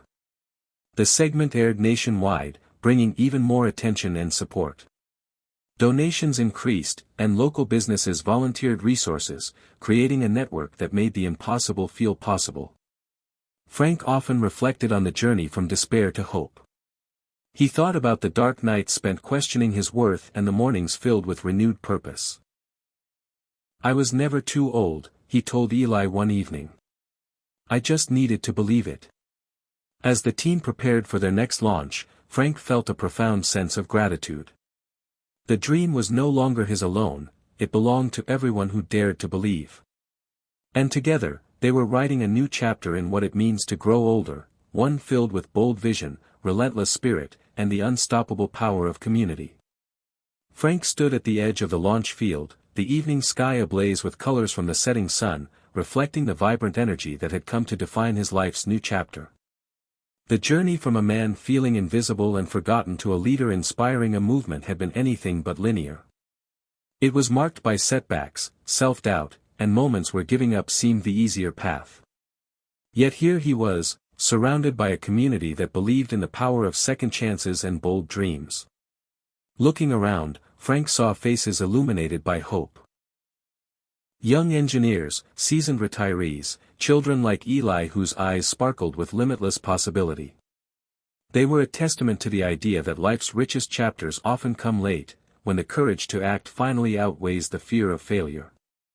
Elon Musk's voice echoed softly in Frank's mind, "When something is important enough, you do it even if the odds are not in your favor." Those words had propelled Frank forward, reminding him that the size of the dream mattered far more than the size of the obstacle. The latest rocket design was ready for its next test flight, a project more advanced and ambitious than any before. But beyond the technical marvel was a deeper symbol, the refusal to let age or circumstance dictate one's destiny. As the team prepared for launch, Frank felt a quiet pride mixed with humility. This wasn't just about rockets or engineering, it was about reclaiming purpose, redefining what it means to grow older, and proving that the human spirit could never be extinguished by time. The countdown began, voices steady and confident. The rocket ignited, lifting gracefully into the twilight sky, trailing fire and smoke like a comet blazing a new path. Cheers erupted, hearts soared, and for a moment, time seemed to pause, holding space for dreams realized and futures imagined. When the rocket safely touched down, the team erupted in celebration, tears and laughter mingling in the cool night air. Frank hugged Eli, overwhelmed by the journey they had shared, the fears faced, the lessons learned, and the unbreakable bond forged through fire and hope. That night, as Frank sat on his porch, the stars stretching endlessly overhead, he felt a profound peace. The future was unwritten, vast and inviting. He no longer feared the unknown, he embraced it with open arms, fueled by the knowledge that the boldest vision is one lived fully, at any age. Frank whispered into the night, "I was never too old. I was just waiting to see the stars as my guide." The community hall was packed, every seat taken by familiar faces and newcomers alike, all drawn by the story of a man who had transformed not only his own life but the lives of everyone around him. Frank stood at the podium, the warm light casting a soft glow across the room, reflecting the glow in his heart. This moment was more than a speech, it was a celebration of resilience, courage, and the unshakable belief that it's never too late to rewrite your story. Frank glanced out at the crowd, his son David sitting proudly beside Eli, volunteers who had once doubted their own potential now standing tall, and neighbors who had witnessed the quiet but unstoppable rise of a movement. The journey had not been easy. There were nights of doubt, moments when the weight of age and loss threatened to pull him under. Yet here he was, standing as proof that transformation is possible at any stage of life. "I want to start by asking you a question," Frank began, his voice steady and inviting. "What if everything you believed about getting old was wrong? What if, instead of fading away, this time of life could be your greatest chapter yet?" A murmur of agreement rippled through the room. Frank smiled, remembering the dark days when he felt invisible and irrelevant. "I was there once," he said. "Feeling forgotten, weighed down by regrets and what-ifs. But then I heard something that changed everything, a spark from someone who dared to dream big, no matter the odds. Elon Musk once said, 'I think it is possible for ordinary people to choose to be extraordinary.' That idea lit a fire inside me." He shared his journey, the struggles, the failures, and the moments of hope. How a small idea to build a rocket in a garage had grown into a community-driven mission that bridged generations. How mentorship, persistence, and bold vision had breathed new life into a town and into him. "We're not defined by our age, our past mistakes, or the limitations others place on us," Frank continued. "We are defined by our willingness to stand up, to try, and to keep going. I was never too old. I was just waiting for permission to matter again." The room erupted in applause, some faces glistening with tears. Frank's eyes welled too, not from pride alone, but from gratitude for the journey and the people who had walked it with him. Later, as the crowd mingled and stories flowed, Frank felt a hand on his shoulder. It was David, his son, his skepticism replaced by respect. "Dad," he said softly, "you showed me what real courage looks like. You taught me that it's never too late to change the world." Eli tugged at Frank's sleeve, eyes shining. "I want to build rockets like you someday," he said. "And maybe even go to Mars." Frank chuckled, hugging his son and grandson tightly. "Then we'll build the future together." Outside, the stars twinkled brightly, a vast, silent audience to a story of reinvention and hope. Frank looked up, feeling the same awe and wonder he had felt years ago when the journey began. The path ahead was still wide open, full of challenges and possibilities. "I don't know where this road will take me next," Frank whispered to the night. "But I'm ready to keep walking it. Because the future belongs to those brave enough to reach for it." And with that, Frank stepped forward into the new legacy he had created, a legacy not measured by years, but by the boldness of a vision and the courage to live it fully. Hit subscribe and leave a comment with where you're watching from. This story might just spark a new beginning. What's one thing that always pushes you forward, even when things get tough?